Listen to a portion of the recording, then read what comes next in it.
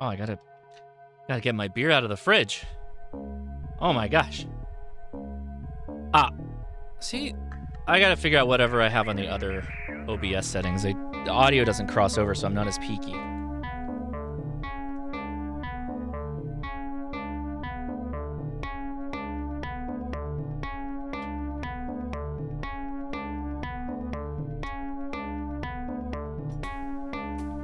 All right. Who's pumped? Just me. That's kind of a personal thing, I think. Making CW contacts. Maybe. I don't know. You guys get pumped about CW. Get out there. Let's go.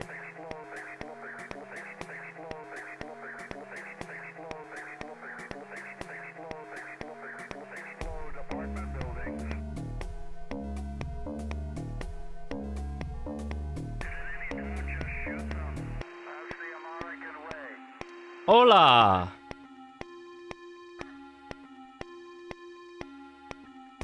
Thanks for coming to the show, guys. Appreciate it.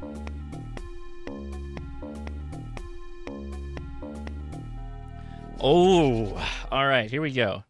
All right, my friends, because it's the brewery down the street, La Jara Brewing Company, made for walking. It's a dry hopped amber ale. It's really good. It's really good. Oh my God. I think somebody got their hair in the canning machine. That's not good. All right. Well, cheers to me. Cheers to all of you. Hopefully you've been playing some CW. That was, that went off better than I expected, I gotta say. Now, of course, that was with a canned exchange, you know. I wasn't trying to talk about weather and antennas and my rig and all that stuff. Like, that's a whole different thing. And if you want help in that, again, go to the Long Island CW Club.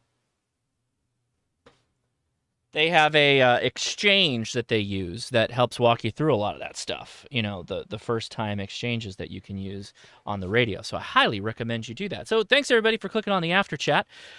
So what are we doing here? Well, we're trying to answer your ham radio questions. It doesn't have to be Morse code related. It could be anything. Technicians, general questions, extra questions even. We got smart people in the room that can help out with just about anything. Or we could at least point you in the right direction, because some questions do require a little bit of your time and effort in getting up to date on all those things, right? Okay. So let's dive into our chat room here, our after chat.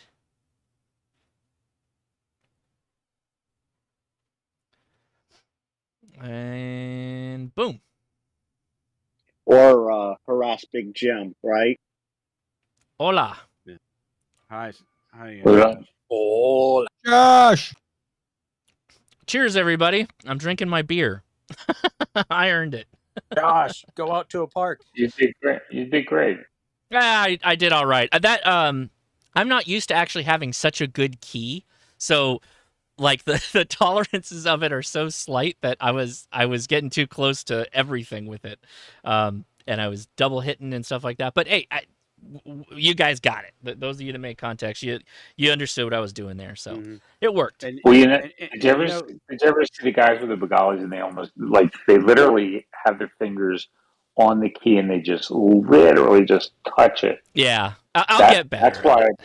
And you know, the last guy you were working was in 8YO, and he was at a park. Oh, no! He was operating Whiskey Echo 4 Delta X-Ray. That's what he was trying to get. Oh, crap. Oh, yeah. So the W's and G. No, W's always piss me off because they're the da-da, and I hate that. I don't know why. That's the one character string that always messes with me. Whiskey Echo. So I didn't get the Echo. So I didn't see I didn't hear them then. I think there was another call sign in there that I couldn't copy him. Yeah, listening over your shoulder, so to speak, there was a lot of fading, and there has been on 20. And of course, Mike is probably quite a ways from you. So yeah, it wasn't real clear, but the reason that we knew it in chat was because Mike was typing in chat, and he said at one time, "Yeah, that's me as Whiskey Echo." Oh, I missed it. Oh, that bums me out. So Ruben George says, why don't more CW operators practice send, F, ing code, most CO'd, I'm C, now dis is sloppy. I don't know, but I guess the same reason people send sloppy text in comments. I'm new to CW, jerk. Relax. I don't know, man, because CW's hard and everybody starts at different experience levels, and you need to get on the air to actually like become proficient. So I don't know, maybe just work with people. Why don't you be cool about it? You could try that. Try to be cool about it. Damn. Yeah, that is one of the things. If you're like an experienced CW Charlie, like Charlie or one of those other guys, Adam, who do it all the time. Yeah, I mean, when somebody new comes in, they're always extremely patient. Most of them are, and yeah, there are a few guys out there that are like, no, we only do 35 words a minute, and if you can't keep up with us, we're not going to work you. I have talked to people like that, but very few. Sure. Also, I guess it comes with time, right? We don't expect people to get behind the wheel of a car and be expert drivers. We just expect them to be somewhat proficient, right, to not have an accident. And guess what? On the bands, you can't really cause an accident with bad code. You just make it difficult for people to copy you or difficult to make a contact. So it'll come with time, but this is a hobby. People are going to experience different levels of aptitude over time. Got a question to kick things off, and everybody in the chat, hang tight. We're going to say hi to everybody who's here for the first time, and we got some YouTubers in the chat we're going to go to in a second. And actually, Ham Radio 2.0 is in the chat. If he's on mic, we'll get to him in a second, because this question, actually, I have a school of thought on this, and I think Jason has the opposite school of thought. Both are valid here, but I'm interested to hear his thoughts too. So, question for Josh and Ape. I don't know, is Smoking Ape in the chat? I don't think he is. He was on last week. I don't think Should I finish studying for my extra or increase my proficiency / relearn CW? Well, I went the get your extra first route and then have been slow rolling getting better in Morse code. And the reason I did that is getting your extra is a finite thing. The more you study, the more practice tests you take, you can get it done, I think, faster than you can become proficient in Morse code. Extra will probably get you there. You'll get done with extra faster if you want to just get that out of the way so you get access to all those frequency spaces. So that's how I did it. But I think I heard Jason say the opposite, that he was going to go for CW proficiency first. Are you there, Jason? Yep. Do you want to mention anything on that? The only reason I said that is because I'd already started I started CW first. I don't think there's not a right or wrong way to do it. Don't, in my opinion. Yeah, I had already started practicing CW, and this came about when the whole Extra by April thing came up on the Clubhouse stream. And I'm like, well, I could spend time doing that, or I could just continue studying what I've already started. And I just decided for myself to continue with CW. But you get more band allocations if you get the extra first. So, there's nothing wrong with that either.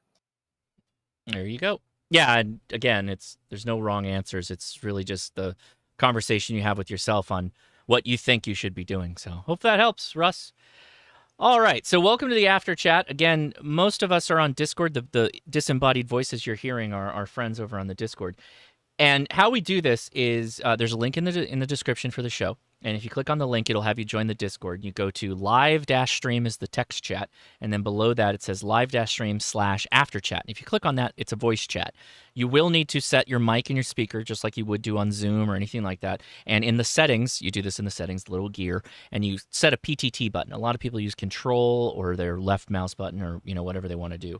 And we treat it just like you would a repeater, kind of.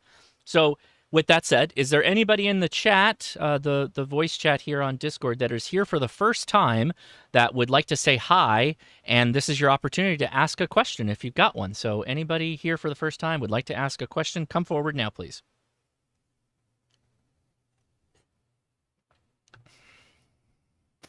All right, I guess I'll speak up then.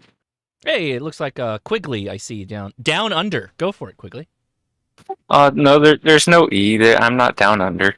Oh, okay. Well, you're down under on the chat because you're Q, and alphabetically you're at the bottom. Yeah. The strong one's at the bottom. That's what they say. That's it. Anyways, I'm pretty new, and I haven't been able to find a solid answer of how long a coax is before it becomes a problem. Well, the problems occur as you add length of coax, you get more line loss. So even with really good coax, you're still going to lose power over the transmission line. So depending what frequency and what coax? Sure. Do you have I don't have anything right now. It's going to be 2 meter and 70 centimeters what I'm going to be starting with. But long it's runs like 20 feet plus. I recommend LMR 400 for VHF UHF. But for everything else, as long as you don't exceed 100 feet, it should be fine. No, you can exceed 100 feet with coax. And does that affect receive as well as transmit, or just transmit? Both. Yeah. But the longer you go, the more your line acts as... if you're into electronics, it acts like a giant resistor. Basically, anything coming in gets attenuated, and anything going out gets attenuated. So because you're focusing on 2 meters and 70 centimeters, 70 centimeters in particular is susceptible to line loss. There's tables you can look up. Major manufacturers always have a listing display of line loss for their different types of cabling, because there's different types of cabling, both their makeup, diameter, all that stuff. So if you got the scratch to get something like LMR 400, that's going to do better for you on bands like 70 centimeters. And yeah, so that would be what I would say about that. As far as like HF, yes, there is line loss there as well in both directions, but it's less of an issue than it is on VHF, UHF. As you go higher in frequency, it's going to be a larger problem. So something I did notice personally, I kind of did this before I really knew what I was doing. I kind of just got my general and didn't really know much. Basically, I had made 2 100-foot RG58 jumpers, and putting both of those together on HF, yeah, that's a pretty good attenuator. And one thing to remember about coax too, and you're probably not at this point worried about it, but the more power you push, like I run 1500 watts, and I run bigger coax than I would normally need just to keep it from overheating. Yep. All good things. Keeping the coax from overheating? Yes, it can overheat. That's why I would not run RG58 out of the back of this amplifier. No way. So yeah, if you think about it, you know how I said it's becomes a giant resistor? Well, resistors heat up, usually under load. So it's the same way. And that's why the answer to this question, as in most amateur radio questions, is it depends. Yeah. So we hit you with a couple of things there, but again, focus on that 2 meters and 70 centimeters. If you can, keep the length of the run down too, for 70 centimeters in particular. If you can keep it shorter, you're going to be a lot better off. How long of a run are we talking about by chance? Well, really, the thought is more for in-place listening post and being able to offset the antenna, like on a ridge line, and being able to be below the ridge line for weather protection and that kind of stuff. So how many feet are we talking? Hypothetically. 50 to 100 was my thought for maximum. Okay. I would aim for 50. That would be my recommendation. So. And along these lines, do the connectors add a lot of resistance into that as well? There are losses on the SO239 connection, that UHF connector. So if you do go with a Type N connector, particularly 70 centimeters, it's not as big a thing on 2 meters. That will also help you out. Okay, thank you. Yeah. Comment? And go ahead. Who was that comment? Yeah, I used to do some RF analysis for cable runs and connectors and whatnot. Mm-hmm. And generally speaking, we didn't worry about it until we exceeded 100 feet, and we always allowed 1 dB per connection. There you go. Okay, that's probably all safe talk right there. Austin, or Aiden, were you going to say something, or were you done? Sorry, was that? Yeah. So something to note about the N connector, it's actually slowly being replaced right now by mini DIN, due to the fact that if you remove it like a bunch of times, eventually it can cross modulate. Something with the connector messes with RF. if it gets worn out. Okay. So, I just wanted to don't know. mention that. I'm less worried about that on the total sum of things, but sure, yeah. Over And, time, yeah. I hope you never have to crimp a stainless steel connector. They suck. All right. Cool. A little follow up question there. If you have extra cable, is it detrimental to the signal to have it coiled up? Yeah, I wouldn't recommend it if you don't have to. Cut it. Okay. Cut it to the right length. Put Gotcha. a link to some nice on Universal Radio. They have a nice couple of charts with some loss characteristics at 100 feet, and then also power capacity for the same stuff. It's 2 charts on one site. It's a pretty good little reference. Cool. All right. I got. Oh boy, Mike. I don't know.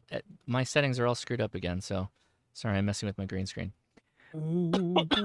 Excuse me. Is there anyone else that's first time that would like to say hi or ask a question? Come now. Red. Go for it.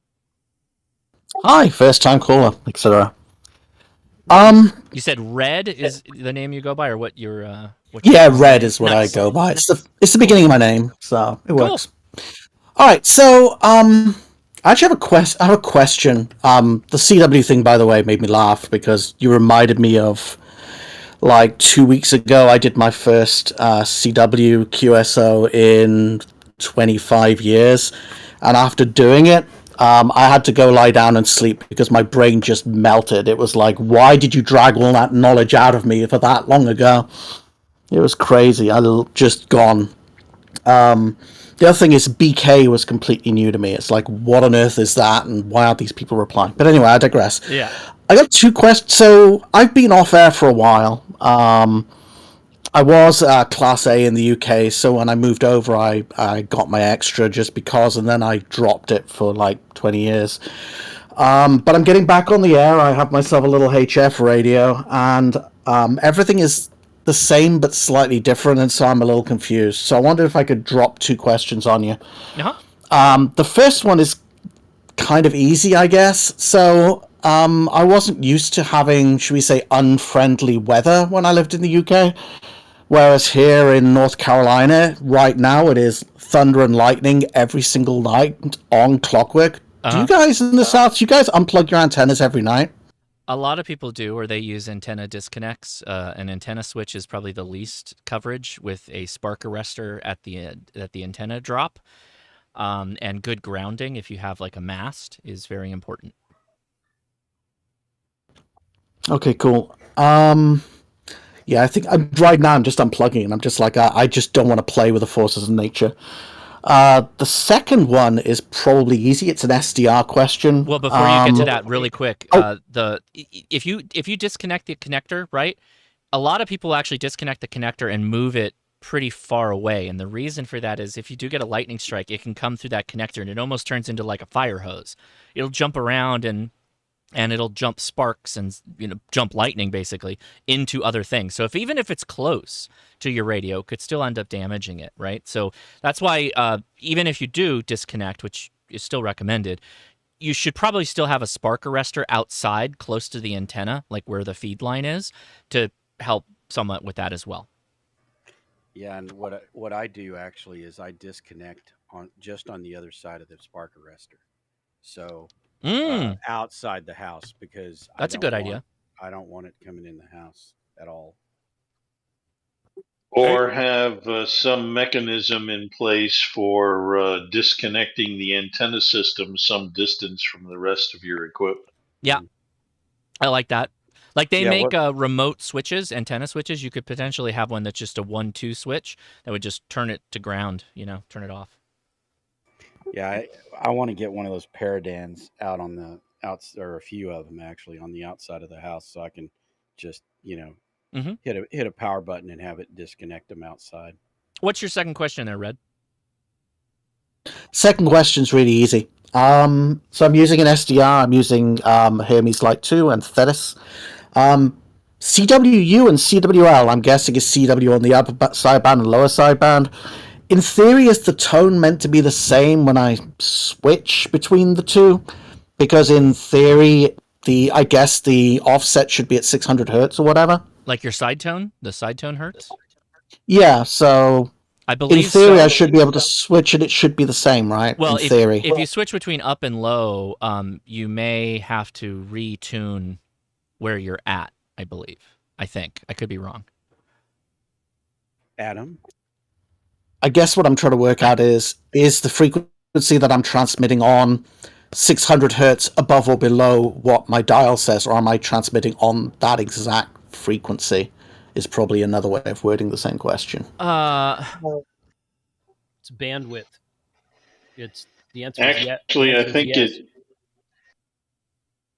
We got two people. Jason, go, and then we'll go to Frank. If I understand it correctly, it's bandwidth 600 kilohertz. Kilohertz? Is that right? 600 Hertz. wide is your bandwidth. 600 hertz. Yeah, I knew it was wrong. Is your bandwidth. So it's at the frequency you're at, and it's either 600 above or below, and that's your bandwidth of your signal, if it's correct.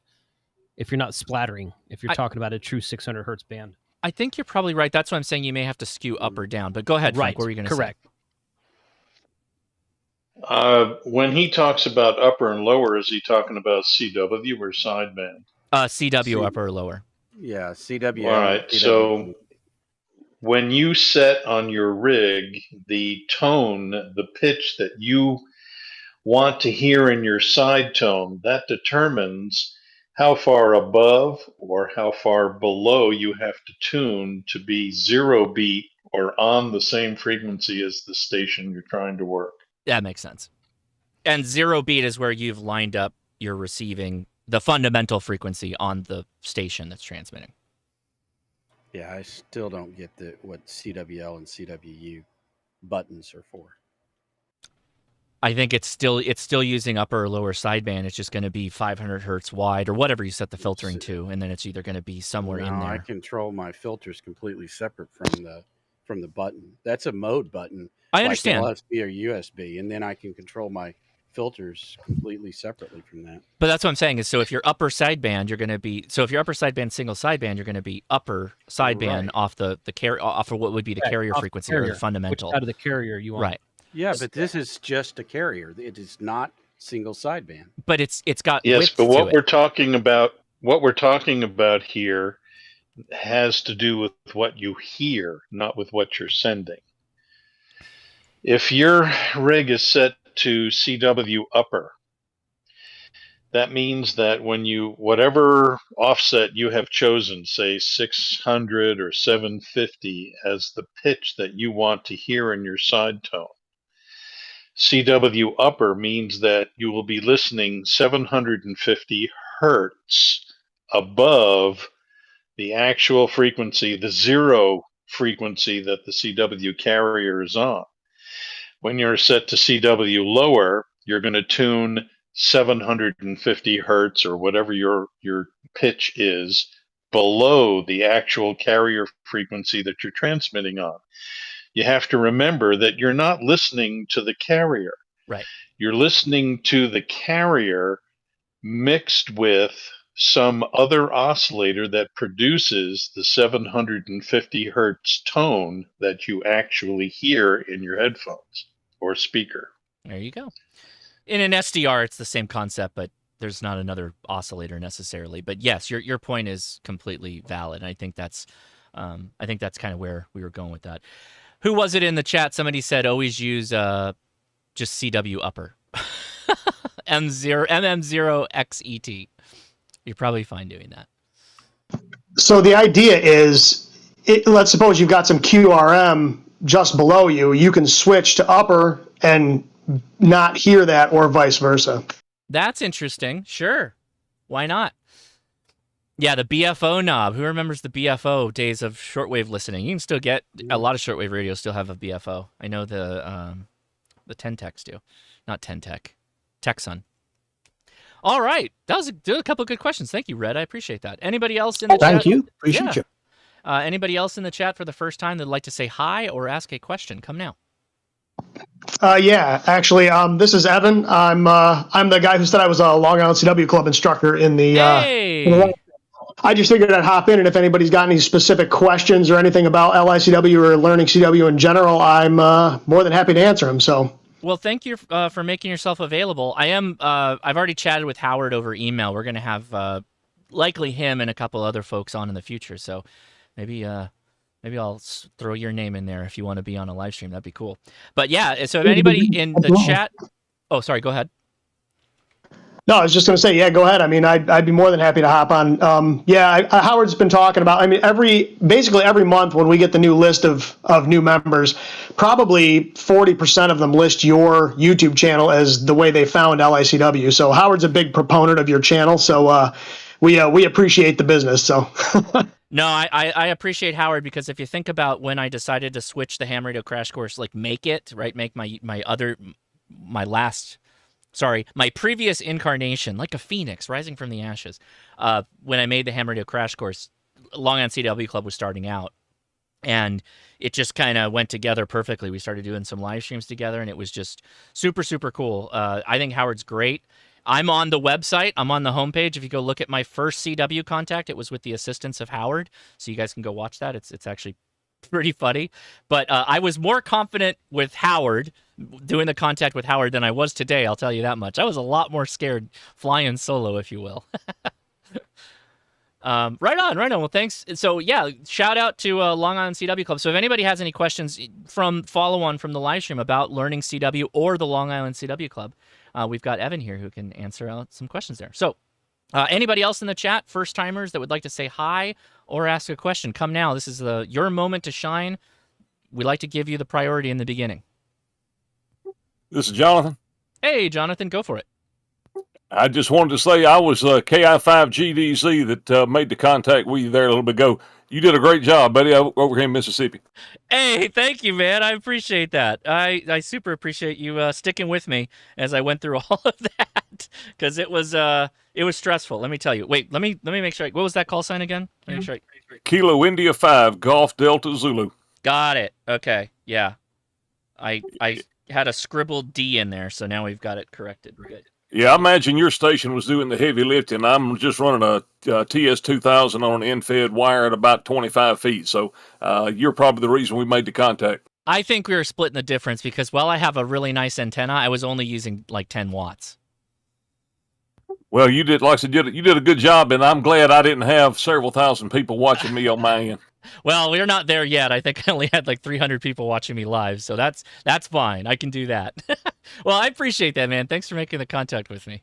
No problem. I just wanted to say hi. I appreciate what you do, brother. Hey, thank you, Jonathan. Right on. Hey, Josh. Yeah, it looks like Nathaniel. Go for it.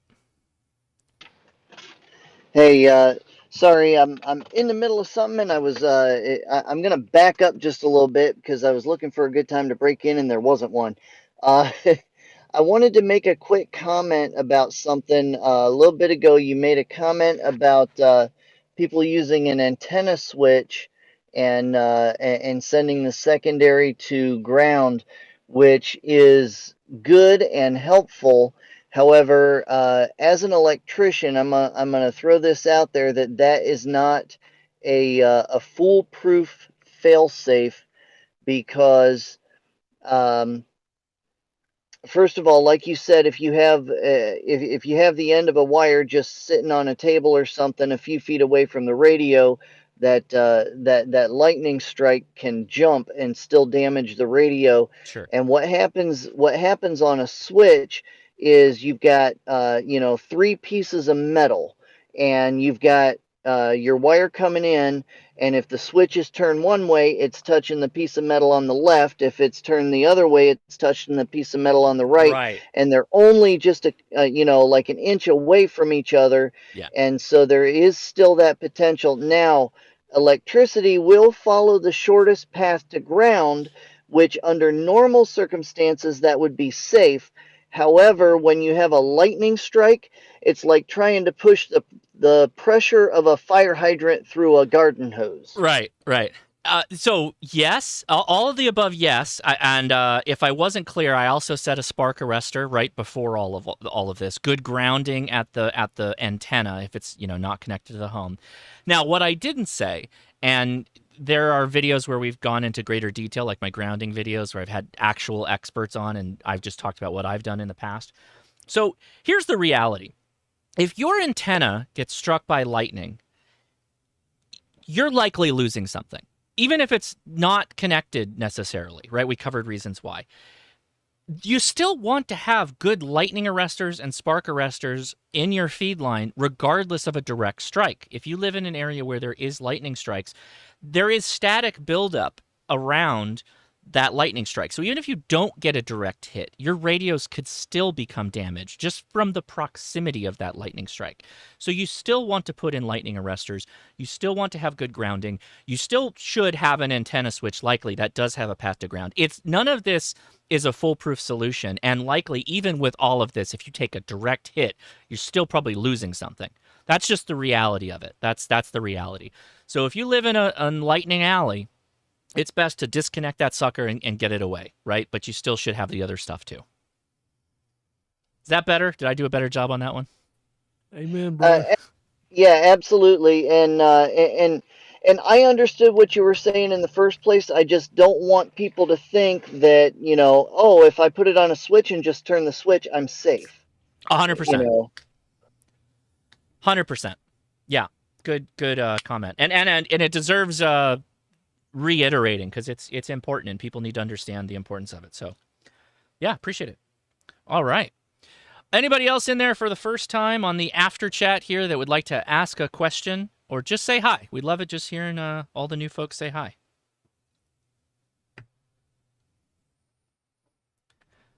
Well, we'll come back and say hi to the new folks as people probably sort out their Discord. Remember, links in the description if you'd like to join us. You do have to do a bit of setup, like for your mics and speakers and all that. But let's take a pass through in the chat here to say hi to some of our YouTuber friends who are in the house. We've got Ham Radio for Non-Techies. He's up top. How you doing, man? Oh, doing great, Josh. You had a great show tonight. I always love when you do the Morse code shows and promoting Long Island CW Club and getting more people into it. I think that's a very good service. I think more people need to get into CW and start learning that. It just makes, aside from being a learned skill, I think it makes and enhances ham radio as a whole.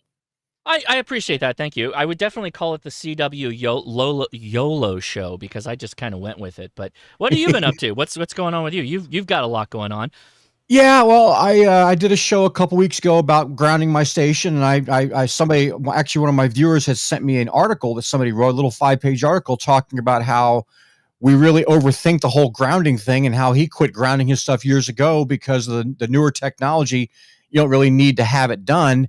And I've incorporated my own thing into that where I disconnect everything. If there's even a hint of a storm, I disconnect everything because I'm not about to lose thousands of dollars in radios and gear that I've been painstakingly earning and collecting over the years. Just so as a safeguard for me, I disconnect everything at the slightest whim of a storm. Sure. And that's served me very well so far. I actually went to the point where I've actually, apparently the way I grounded my shack violated every single electrical code on the planet. But at the time, I thought it worked for me. But now I've got a static ground or a safety ground in my shack and a little bar at the bottom of my desk, and everything's plugged into that, and that's pretty much my grounding. Okay. But it seems to work. But as I said in my video, everybody has to make their own decision on what's going to work for you. I'm not going to just sit there and tell you, oh, this is the be all end all, because I'm not going to be responsible if your stuff gets fried. So use common sense, follow the science, and do what's right and what's best for your situation. So yeah, I got that going on. I think you're right. But that statement is on the internet a great way of getting people screaming in the comments. So I can only imagine the comments you received on that video. I'm actually very surprised. Really? I thought it was gonna blow up the internet. I had a lot of people come back say, "You're right," and a lot of people agree with what I had to say. Like, why do this? I had this little things like, "Hey, that's great. If that's what works for you, again, fantastic. This is just what I do for my precautions to protect me, because a direct lightning strike, nothing's going to protect you. Right. I think at the end of the day, disconnection is probably the best course of action. It's and is it a pain in the butt? Sure. But is it worth protecting your $1,200, $1,500, $2,000 radio? Absolutely. Right. Yeah, I'm with you. Well, that's well said. Anything? By the way, shout out to the quotes, the mind knowledge you've been dropping on Facebook. I've been seeing those come through, man. It's a good. Yeah, there's an explanation coming in about 30 days on that. I had a feeling something's going along with that, but yeah, we'll regardless, good stuff. Good. I agree with everything you've been saying. So. But I wanted to touch on real quick as far as Long Island CW Club. One of the things I really admire, and everybody who's on the fence about it, first of all, if I'm correct, lifetime membership's a whopping $90. Yeah. And so you got it for life. So if you ever drop out like I did, I dropped out about a year ago, and it's because I started counting dits and das. Yeah. And I don't want to do that. I want to learn the head copy. I want to learn the proper way. So I dropped out of everything so I could forget everything. I'm going to go back in and relearn, and hope this time not count dits and das, because that's the worst thing that can screw you on head copy, at least in my opinion. I'm gonna say something, but I'm gonna take a minute and throw it to Evan, and I'm sure he might have something to say about head copy. But I myself am on the 5-year plan, but I'm also a lifer to LICW. So you can always just go to any classes you want. You don't have to be attached to any particular syllabus, and you can come back and go and do whatever you want. If you want to practice for a while, come back, do whatever. And once you learn it, there's plenty of reasons to stay. It's an actual club, so they do talks, they do events if you're, in that part of the world. And yeah, it goes well into the advance. But Evan, do you want to mention anything about the fear of head copy? Sure. So a lot of people struggle with head copy. A lot of people fall into that whole counting dits and das thing. So let me just give you guys a little bit of background so you know where I'm coming from and you know how new I am to this. I only got my license in September. I only got my general in October. I joined the Long Island CW Club November 11th. I took my first class November 14th. Howard asked me to be an instructor in March. Oh, wow. I went from 0 code to 20 words a minute in 6 months. The one thing I can tell you when it comes to head copy is take the pencil and throw it directly in the garbage can. Don't write anything down ever. Don't start out trying to copy. If you're listening to a QSO or something, don't try to write things down. Obviously, if it's something you got to log, call sign, that kind of stuff, you're going to write that down. Everything else, throw it in the garbage can. That was probably the best thing I did, was stop writing things down really early on, because it's very hard to head copy when you're used to having to translate from your brain to your finger, to the pen, to the paper. Mm-hmm. And a lot of people, that's where they kind of fall apart, is they've gotten so used to copying one letter at a time and writing it on the page that when they try to head copy, they don't have the ability to store characters in their head and build words in their head. So what I tell people is, once you know your characters, get rid of the pencil, except for stuff that you need to write down, like call signs, things like that. Just start head copying from square one. The other thing I tell people is be careful with Farnsworth. Too much Farnsworth gives you too much time to think about the characters, and that causes all sorts of headaches.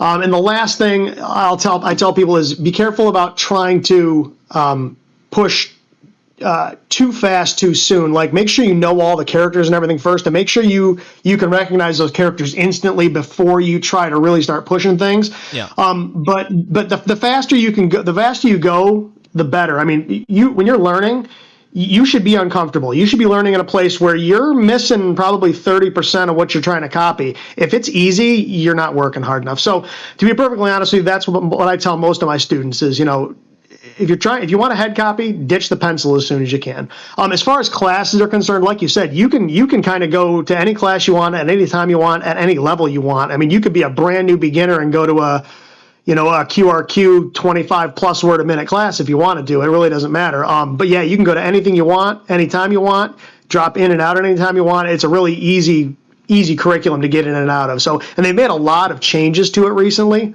So it's probably different than when you started. Yeah. But yeah, it's definitely a good place to be. So. And then another question, how scared, so I feel like this is also something that changed, if not this year, like last year. There was a lot of worry about people counting dits and das. And that's still a concern, but how concerned should people be about that when starting out? I mean, it's kind of hard to avoid sometimes. You know, it's going to happen. The trick is you want to kind of catch yourself doing it and say, okay, I don't, you know, if you're doing it subconsciously, that's one thing. But if you start thinking about what character that was, you're kind of sunk. So I mean, the best thing you can do with that kind of stuff is try to do some instant character recognition at higher speeds so that you're hearing the character as a complete acoustic shape, right? You don't want to hear individual dits and das. You want to kind of hear it as a whole sound. So, you know, most of the time we start our beginners at 12 words a minute character speed, 8 words a minute Farnsworth speed. Then we move them to 12 over 10. The ultimate goal is to get them on the air at 12 over 12, and then from there we move them up. But when we do instant character recognition, we start our beginner students at 24 words a minute, and then we go up to 27 words a minute, and then 30 plus, because it's easier to hear that character as a complete sound at a little bit higher speed. But the thing you've got to be careful with is, you know, if you're hearing characters at, let's say, 30 words a minute, but you've got 2 seconds in between characters, that gives you too much time to think about it. Yeah. So that's kind of the idea behind that one. Everybody ends up falling into that trap where you start hearing dits and das. The idea is kind of to try to, you know, if you realize you're doing it, stop and just start listening to the sound as a complete acoustic shape. So there you go. Good reminders. Yeah, I agree with that wholeheartedly. And I think that was part of my problem. Also, I was trying to practice 10 to 20 minutes a day, and I slacked off on that. And that's kind of everything went downhill from there. But, you know, I like the fact that you guys, Long Island CW Club, that you guys teach, you know, the pro signs and things like that, because those are the things when I learn the pro signs, now when I hear certain pro signs, I know exactly what that is. I don't sit there and count or think about it. It just comes to me like a word. Yeah. And, you know, I want to get that way with the rest of the alphabet and with other words. And that's instant word copy is kind of where you want to be. You know, if you have to, if when I was talking to you, I spelled everything out and you had to write it down and then read it in order to be able to copy it, it would be useless. Yeah. The idea is kind of the same thing with CW. You get to the point where you recognize complete words, right? So when you're in a QSO, when I hear somebody send, you know, FB or TU or QSL, things like that, I'm not copying individual characters. I hear those as words. Mm-hmm. And that's kind of where you want to get to the point where you can hear a lot of those things as complete words and don't have to try to copy individual characters. You know, that's sort of the ultimate goal. One thing I will say with the curriculum, we've changed quite a bit. We now have our beginners 1 carousel and beginners 2 carousel. Like I said, they're 12 over 8 and then 12 over 10, where you learn all your characters, your numbers, your letters, your pro signs. But then our beginners carousel 3 now is actually designed around getting people on the air in some fairly easy ways. We have POTA classes, SOTA classes, SKCC. We have some DX stuff. We have a whole bunch of things that are designed to get people on the air in sort of formulaic, easy ways. Because once you get over that key fright, then it's easier to do some more complex stuff. So our beginners 3 carousel kind of focuses on that, and then from there, our intermediate classes go into more trying to pick up speed, going from, let's say, 12 words a minute to 16, and then from 16 to 20. So we've been working on really trying to get people on the air. That's the ultimate goal. So good. It's a challenging thing to get people to get on the air after they've got the water floaties, right? The water wings, and they're floating in the pool, and it's comfortable to push them out into the ocean. Well, thank you, Evan. I appreciate that. Right on. And thank you, Ham Radio for Non-Techies, hanging out. All right, next, Adam, K6ARK. How you doing, man? Good to hear, or good to see you. Yeah, I am doing well. I'm in the car, and I can't stick around for too long, but I was actually doing a motorcycle safety course today and tomorrow to get my license. I've got a new motorcycle, Yamaha TW200, basically a mostly dirt-oriented street legal bike that I plan to use for some SOTA. So I'm sure you'll see that in some videos in the future. And I'm bummed I missed the stream, but I'm looking forward to putting you on the air, because I'm going to force you to operate some CW up there while we're backpacking, Josh. I don't think that's going to be a problem. I did 5 contacts in like 20 minutes.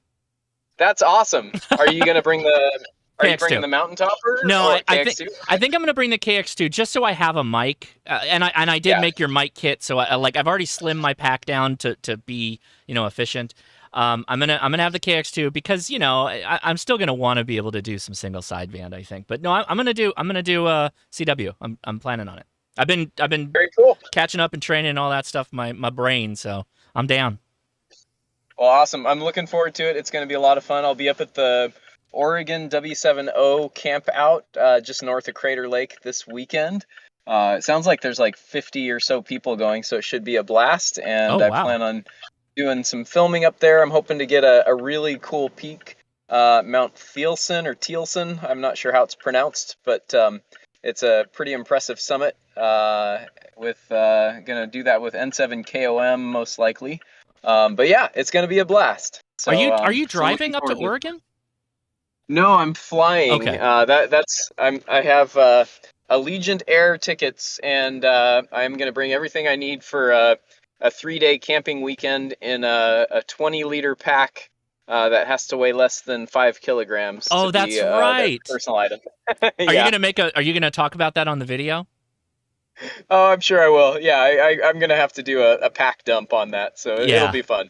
And since do you have anything else? Because there's actually a question that came through that you're the perfect person to answer, so I'm going to throw to you with a question. But anything else you want to mention? I don't have anything else. No, throw me the question. Yeah, so this is from Alpha Charlie 4. He asks, how is the true SDX on CW? Not very good. I mean, it's a terrible radio in general. It's just a poor receiver. There's a lot of internally generated noise in the rig, and that said, I have like 3 of them because it's just really cool what they were able to do with so little and such marginal hardware. So it's an impressive device, but it's generally a poor performer and it's not nice to use. So would you qualify it as possibly the Baofeng of HF radios? Sort of, yeah. It's like if someone made a kit Baofeng that sucked even more, it would be that. So it is fun though because it's a fun thing to tinker with. And again, I can pull up. I'll pull up Adam's printables page again. So if he's got. I encourage people to buy them and build them and use them because I think they're a blast. But I would not want it as my primary rig. It's not enjoyable to use. Yeah, so I mean, this is Adam's print. We're literally looking at his print right here, and he built a modular case so that you could actually pop off the bottom of it, the RF body, and you could put on different bands, basically, because you could build it for the high bands and the low bands. So it's a tinkerer's radio, is kind of what I said in my video that I did about it. Yeah, that's accurate, and it's super cheap. I would say I haven't built or used one yet, and I understand the firmware is still a little fidgety and clunky. But the QMX will be, I can almost guarantee, will be a much higher performing radio with better filtering and just nicer performance. There you go.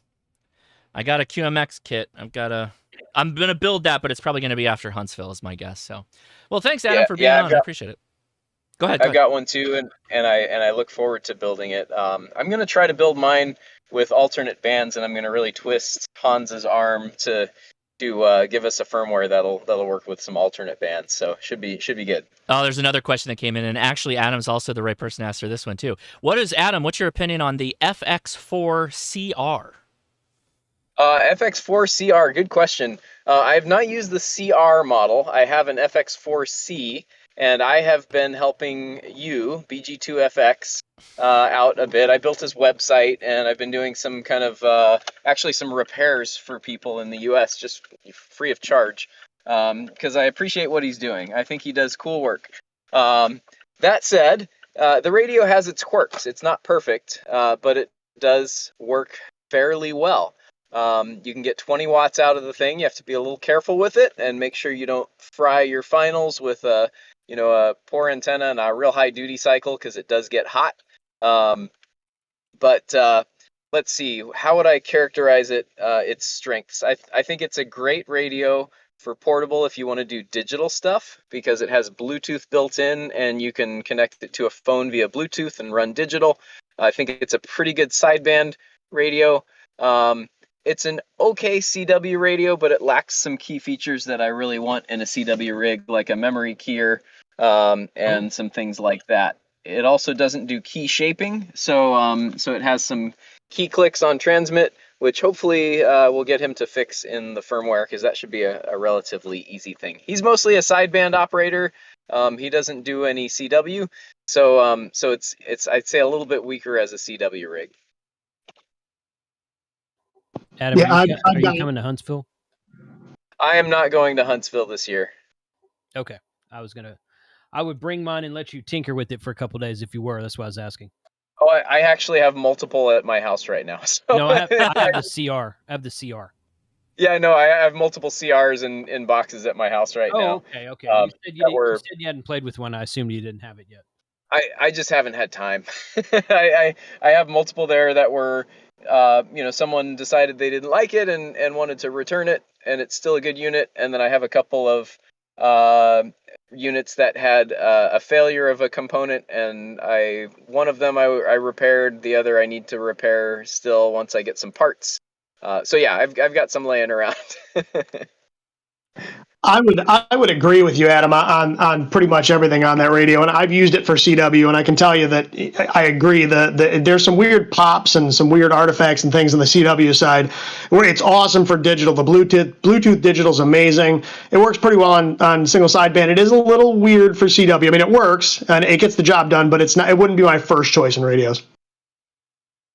Yeah, that's right. I think that's an accurate assessment. And, you have to appreciate that one guy built this thing, basically. He's got a programmer that helps him out. This is not a team of engineers. This is one brilliant dude that is kind of a mad scientist in how he operates. So, as a result, you're going to get some cool things and you're going to get some weird things that come out of it.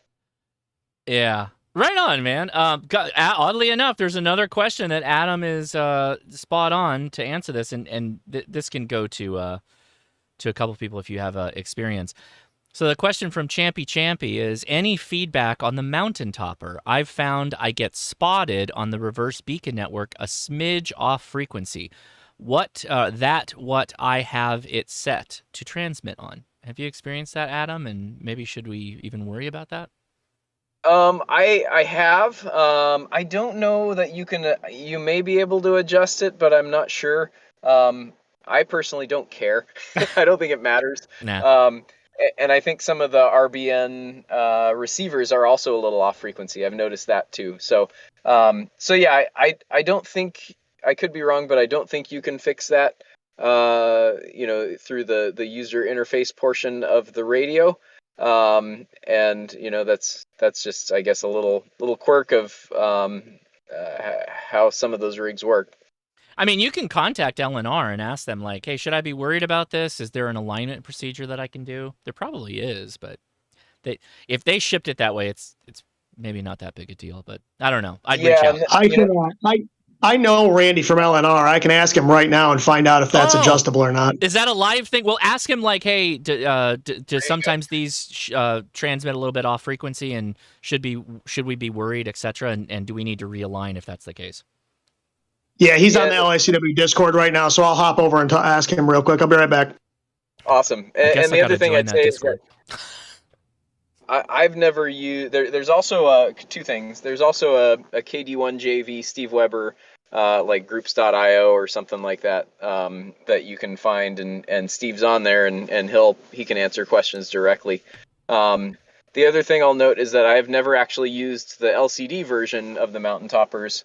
I've only used the older 7-segment display versions. That's all I've got. So so the newer ones may have other features from a tuning standpoint. Do you want me to bring any of my Mountain Toppers? I only have the LCD models. Nah, it's all good. Okay. I'm just gonna bring my 2B, my 2040 that's in the little orange plastic case that weighs nothing. So yeah. Because I got the 3B and the 4B, both LCDs. Josh, you don't have an orange one? I don't. No, those orange ones are very hard to find. Well, because I made it. There are no orange ones. No, but the 2B, right? You modified that out of a 2B. Yeah, the 2B is actually blue like the old 3B, but it's a taller, thicker case, and it weighs, the case alone weighs like 7 ounces, and now my whole rig weighs only like 3 ounces. So yeah, it made it a lot lighter and smaller. Right on. Well, Okay. I got to run, Josh, so I'm gonna say 7-3 to everybody. I just at least wanted to pop in and say hi, and I'm glad there were some good questions that I was able to help with. Yeah, very good. Well, thank you, and have fun out there. I can't wait to see the videos. That's going to be fun up at Crater Lake. Thanks, Adam. Yeah. What do they call that? Wizard's Island? Uh-oh, did we lose? Oh, no, there it is. Wizard Island. Right on. Yeah, All right. it's Wizard Island. All right, see you guys. See ya. Jason is next. How's it going, man? Ham Radio 2.0. Oh, doing okay. I'm actually listening to the frequency you're on now. There's some other guy talking on there. Yeah, I picked up somebody making a QSO at the end of the live stream, and I was like, okay, I'm just going to wrap things up, but because I'm not prepared to deal with that. I heard 3 or 4. I tuned in about, I don't know, maybe 10 minutes before you ended, or before you stopped transmitting, I should say. And I heard, I'm not good enough at copying yet to tell if I could hear you or not. Yeah. But I heard 2 or 3 different keys in there, different fists in there that I could tell were different tones, and I'm like, okay, so, and they were coming in pretty good. So yeah, I don't know. I was really wanting to see if I could hear you specifically, but I think that I was hearing people come back to you, and they were kind of on top of one another, so it was doubly hard to try to understand what was going on because my copying game is not what it should be. Yeah, as is everyone's, right? Copying game's the hardest for sure. I definitely purposely used QRP for the live stream because if I was doing that on like 100 watts, that would have been too much for me. I would have melted down. That pile-up would be too big. But are you doing QRP into that step IR? Because that's yeah. So I mean, so you're not really QRP, yeah. but yeah, I get what you're saying. Though. Yeah. So what's going on with you, man? Oh, same old, man. We're just trying to make sure the air conditioner's running because it's been 105 here pretty much every day for the last few weeks.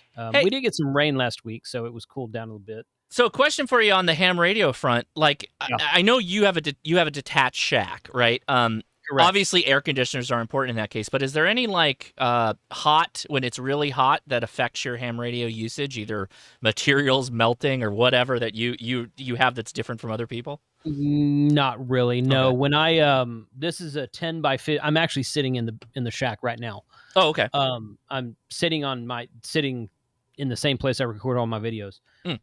So when I built this, well, I had it built. It's one of these buildings you get at like Home Depot. I didn't get it there. There was an independent builder in my hometown when I got this put in like 10 or 12 years ago. So they come out and they build it as it's like a kit. You can buy the kit and build it yourself, or they'll come out and build it for you. So I just had them build it for me, but it was just an exterior shell. Oh. Like they built the frame, they put the outside walls on, they put the roof on, they put shingles on the roof, and put the door in, and all that kind of good stuff. And it was like a solid, portable, storage shed that you would put a lawnmower in or something like that. Mm-hmm. So I came in a couple years after that, and I put in the not the radiant barrier, but like the white foam insulation on the top and the pink foam around all the walls. And I sheetrocked everything in. I put some Pergo, cheap laminate flooring on the floor. And I insulated everything really well because I knew I was going to be wanting to run an air conditioner in here. So I've got a window unit in here, and it does pretty good. I think I do need to upgrade it a bit because on those 105 days, it does struggle a bit, but I can sit in here and be perfectly comfortable. The only time I've had a problem, you're going to laugh at this. The only time I've had a problem is I turned the air conditioner off one time because sometimes it makes a rumble in the background when I'm recording videos, and I don't like to hear that. Mm-hmm. So I turned it off one time, and I forgot, and I went inside the house. Yeah. I didn't come back out here for like a day or two. And I come back out here, and it was like 120 degrees. Yeah. And the freaking CPU paste, the on one of my computers, not my streaming computer, but my other computer, the CPU paste where the fan goes on top of the CPU has melted. No. Like the computer was turned off, and I'm like, oh, what's wrong? So I open up the case. I couldn't get it to turn back on. I open up the case, and the CPU fan like has fallen down, is sitting on the bottom. I'm like, holy crap! It got really hot in here with that thing running. But that's the only time I've ever actually had a problem. But that's because the AC wasn't on. Oh man.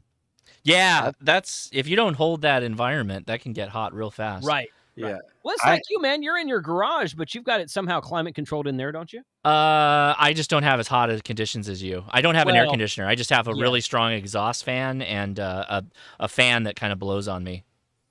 Okay. I'm okay in the heat. I'm generally okay in the heat, but again, it's not the same kind of heat as Texas heat. Like as we say out in California, it's a dry heat, right? That's what we got. They say that crap in Arizona too, and then holy hell, when we went to the Grand Canyon to see Charlie last year, I'm from Texas. That was freaking hot in Arizona, man. I swear to you, the parking lot of the grocery store we stopped at, was like almost liquid. It was a blacktop tar parking lot. I'm like, holy crap, it's hot out here right now. I need at least shade if I'm outside in that kind of heat. I can do it. I just need shade because the dry heat, again, it's hot, but in the shade, the humidity doesn't get into shade, if you will, right? Correct. I see what you're saying. But if you're on a blacktop, it's going to be blazing. If you're on a blacktop, you're getting all that reflection. Yeah, it's terrible. But dry heat makes it a convection oven. Right. Versus hey, Jason. Yeah. Hey, have you ever been out to the Grand Canyon area in March or April? Actually, no. I've only been there one time, and it was with Charlie and Adam and the crew in July of last year. Okay, yeah. My family and I took a trip out there in the end of March, beginning of April a couple of years ago, and we camped. And during the day, it was 70, 75 degrees. It was beautiful. And at night, it was in 40. The teens. Oh, really? Oh my gosh. And we were camping. We ended up getting up at like 2, 3 o'clock in the morning, freezing our butts off. And we had good sleeping bags and stuff too. And we went to the car and turned the heat on. I love it. It was July when we were there, like I said, and I don't remember being hot. The RV, if I ever go back, I will not take the RV. Taking the RV out there is at least to that camp that Charlie set us up at. It's a waste of time because they don't have hookups. And I couldn't charge my batteries because there's 30-foot tall trees that are covering the whole campsite. So solar panels are useless. But I don't remember it was pleasant to sleep at night. It wasn't that cold. It probably got down in the high 40s, low 50s at night, and I think it was about 70 during the day. So it was pretty pleasant overall. It was not what I would call maybe 80 during the day. I don't remember right now, but it wasn't hot by my standards. I remember being very comfortable out there. We actually went out there as a kid twice, and we tent camped in July at the Grand Canyon. And that's what all the other guys were doing besides Mike and Frank and I who were in my RV. But if we go back, that's what we're going to do as well. Mm-hmm. And you still need to go to Carlsbad Caverns. I want to go to Carlsbad. Oh, God. I've been to Carlsbad. Super cool. It was years ago, but I've been to Carlsbad. Yeah, it's a Carlsbad. And that's a park too, a POTA park. Oh, sure. Let me dive in and say really fast, if you are doing any kind of tent camping and you're in a sleeping bag and it's rated for the temperatures you think you're at, but you're still cold, you might not have enough clothes on. You need to go to sleep with clothes on, and you need to have something on your head to hold that head heat in, because a lot of heat escapes out of your head. So if you weren't doing that, that's probably why you were cold. Comment? Well, that and the fact that we had good sleeping bags, but they weren't rated for that temperature. We had no idea it was going to get that cold. Yeah, you can go down 10 to 20 degrees on a good sleeping bag, but you generally need to be bulked up on your body. But who had the comment? Go ahead. A thing that a lot of people don't think about with camping in a sleeping bag on the ground is no matter how good your sleeping bag is, if you have a cheap foam cell mattress that you're laying on, you are not going to be comfortable. Invest $50, $100 in a good sleeping mat, and you will have a nice warm night. And pay attention to the R value of that sleeping pad. The R value is the radiant capability that prevents the heat from getting leached out of your body. Very important. I had a sleeping bag when we went to Yosemite 2 years ago. It was 2 years ago. And Adam brought Adam's, because Frank and I flew out there. We met Charlie, and then Charlie rented a car. We all drove in together, and we met Adam and Chuck and Javi, a couple other guys out there. And Adam's like, "Yeah, I'm going to drive. If you don't have a tent or sleeping bag, I'll bring you one." I'm like, "Cool, yeah, bring me one, please." So he brings me a tent and a sleeping bag. And Adam, I don't know if you guys know this about Adam, but pretty much anytime Adam buys something, the company discontinues it like 6 months later. So everything he has is like no longer made, because he lets me use this sleeping bag, and I just absolutely love this sleeping bag from REI. And he's like, "Oh yeah, they don't make that anymore." I'm like, "What the hell is wrong with you, man?" I'm like, "I'm wanting to go home and buy this thing right now." Yeah. Well, I was able to find one of those on eBay. Like 2 months after that trip, I finally found one of those on eBay, and it was like a $200 sleeping bag. This guy was selling it. He said it was like new. He's selling it for $100, so I bought it, and that's what I've taken to several trips since then. And it's called an REI Sub Kilo, and it's just a freaking awesome sleeping bag. So, and it's rated down to like -10 or something like that. I don't know, but yeah, I had a sleeping pad. I had a cheap Amazon sleeping pad at Yosemite. It was fine. I had a cot at the More Expo this last April when Shane and Kyle and I camped out there. And I like the cot because you're not on the ground. Yeah. But you've got cold air underneath you on a cot. Yep. So even if you have a cot, I would suggest using a pad. The pad. You still need one. Yeah. The R rating on the pad, like Josh said, is totally correct. So yeah, you're definitely going to want that. I can recommend two. Sea to Summit. Sea to Summit makes good stuff. Actually, the two that I recommend are both Sea to Summit, and one of them is the Nano Light. The Nano Light's really expensive, and if you get anywhere near anything that can put a hole in it, it will just auto generate a hole. So that's only for like the super weight weenie people. But it works really well, and but most of them are good. Go ahead for the person who was going to talk.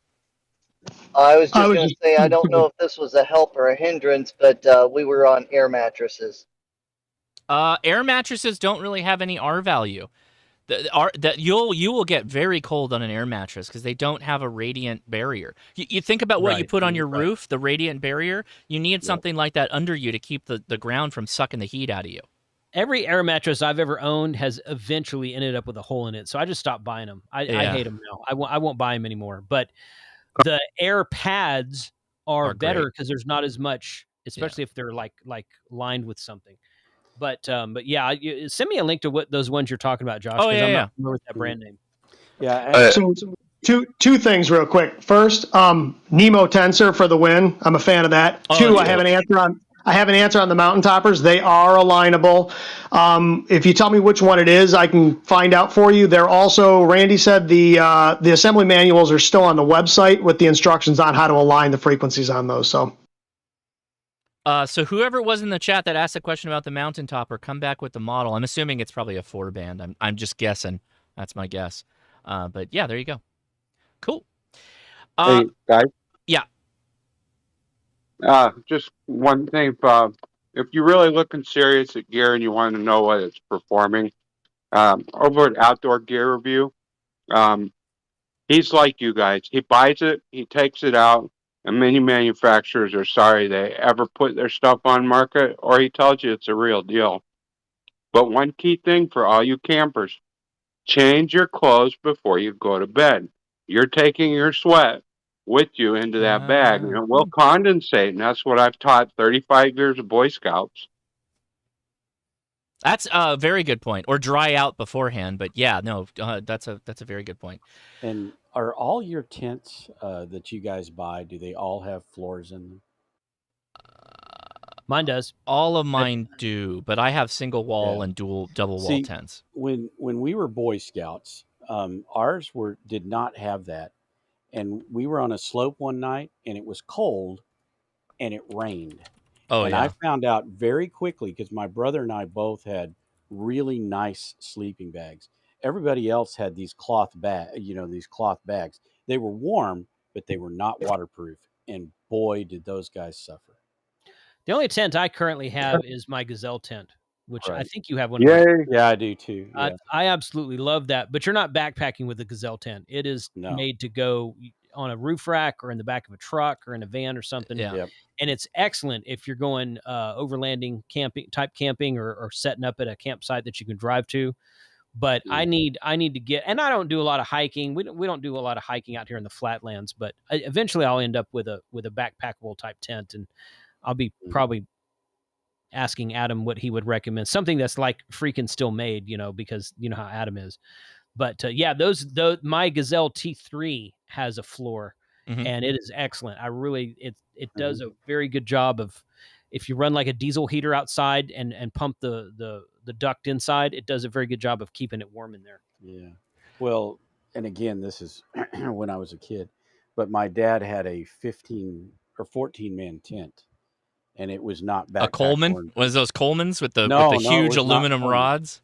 No, it was with the huge aluminum rods, but it was not a Coleman. It was a canvas. It was made of canvas with some kind of rain coating on it. Yeah. And it was like completely water. We used it for years. Yep. And it always just was fantastic. And by the way, back in that day, there wasn't any of this R value stuff that you could put underneath you. You slept right on the ground. Technology's been Again, getting better, man. It's yeah, always getting true. better. And though I remember I never had any issues with cold getting through that sleeping bag. And again, I don't remember. I certainly have no idea what my dad bought. But whatever he did, that sucker, and you could use it in the heat or in the cold, and it just worked. It would either keep you warm or it would keep you cool. I got something I got to do really fast. I made a grave injustice. Jason, did you have anything you want to mention before I jump to this? It's very important that I hit this. No, you're good. Go ahead. Thank you. I appreciate that. But hang out, if you jump in there with any questions, great. I made a big mistake. I skipped a YouTuber. A YouTuber who's I've been enjoying their channel, and I'm going to drop the link, and I want everybody to go subscribe to them. Our friend, Digital Rancher, who we've hung out with multiple times at the Hamfest, and you've seen videos of him on my live stream doing satellite contacts. He's in the chat right now. I skipped him, and I feel really bad about that. So to pay him back, I want everybody to go sub to him if you can. I just dropped the link, so go to check him out. Digital Rancher, are you on? You got voice? Can you talk to us? Hey, Josh. Yeah. Thanks for the shout out. I apologize. I appreciate that. I skipped you, man. dude. I'm sorry about that. I've been watching your channel. Like, you've been posting with your significant other wife. I don't want to assume, with her making the contact, her excitement on making that satellite contact was infectious. I'm not trying to show it to my wife, because then she's actually going to bug me to get on the radio, and I'm going to be like, honey, I'm making YouTubes. Stop. How you doing, man? That's I'm doing great, thanks, and thanks for the shout out. I'm a wannabe YouTuber, right? I'm just starting out. I'm just sharing some stuff that I really enjoy doing, and I really appreciate the response that I've gotten on a number of the videos. It's been a lot of fun. I'm really having a good time with it. There's no such thing as a wannabe YouTuber. If you put out YouTube videos, you're a YouTuber, and actually doing what you're passionate about is the only way to really stay committed to it. It's really the only way. So good if for I was you. To say a name right now, I think I could prove you wrong about the wannabe, but we'll just sidestep that. Oh, okay. All right. Robert is certainly not one. Yeah. Oh, okay. You know what I'm talking about. All right, Jason. All right. You know what I'm talking about. All Yeah. right. No, but Robert is not in that boat. He is not. He is not. So what have you been up to, man? Tell us a little bit about what's going on. Well, I've been I've been going down this AI rabbit hole. So I've been playing with this brand new AI tool that it just came out. It's called Wonder Dynamics, and it allows you to superimpose a CG character, kind of like a motion capture, over a live action video. So I've got a little short out there that kind of shows what that thing's capable of. I'm doing that with a satellite video, so I'm kind of creating this little mashup of this AI stuff and the satellite videos, which people seem to really enjoy. I think so. It's pretty cool. Is it with your little robot guy that's superimposed over you? Is that how that works? Yeah, that's exactly how it works. So that's just that's an actual actual video that you run through this little process on their website, and it's a software as a service type thing. It has AWS in the background, and you run through this little process. And what was a little interesting is I did a 10-second clip to try it out. It took 70 minutes to generate that clip, but it handles all of the lighting. It handles all the coloration to make sure it fits into your scene. It's pretty impressive stuff. I can see the side shot there, and you can see a little bit of blurring around because obviously the robot's it's little robot parts, right? So it's skinnier than you are with the shirt on and everything. That's pretty fascinating, though. Pretty cool. Yeah, it's been pretty fun. So I've got a video I'm working on where I used Chat GPT to create the intro for the video, and then I'm using this other AI tool for the quote actors in the video. So I've been just going down the AI rabbit hole. Oh, that's awesome. Well, thanks for coming in here. Appreciate you hanging out. I noticed you've been. I commented on that video talking about the elk antenna. I know a lot of people are always looking for inexpensive options for doing FM satellites and whatnot, or the linears, if you will. You have the elk antenna, but you also have that fun antenna that you had at Huntsville like a year or two last year, I think. If you had to point someone to one or the other, what would you point them towards? Well, that Jetstream antenna, you can pick that up pretty doggone cheap, right? You can find that on sale for around $60. And I mean, it's an actual 2 meter, 70 centimeter Yagi. So you need some sort of mast for it. So you might recall I used just a piece of PVC pipe that I bent with a hairdryer. But that thing works really great. It's got a little more gain than the elk or the I forget the other one that everyone uses. Arrow. Yeah. So that's a great one if you're on a limited budget. If you can find that thing for around $60, that's a great way to go. Where do you pick that up at? Where do you find that? The Jetstream. Actually got mine at RNL whenever he had it on sale. But I've seen a number of other places that have it too. If you just Google search for that. I had somebody ask me in one of the comments. I think it was yesterday, and I think I did a quick search, and I think I found it for like $79. Yeah, that's what they're showing right now, $79.95. So I'll drop the link there so people can find that, which is cheaper than that of the Arrow and the Elk, but it's obviously not. Is it portable really, or you could just kind of throw it in the truck and then that's it? Yeah, it's not as portable. It doesn't break down quite as quickly or as nicely. Mm-hmm. I don't think you can beat the Elk for portability. It's just so nice.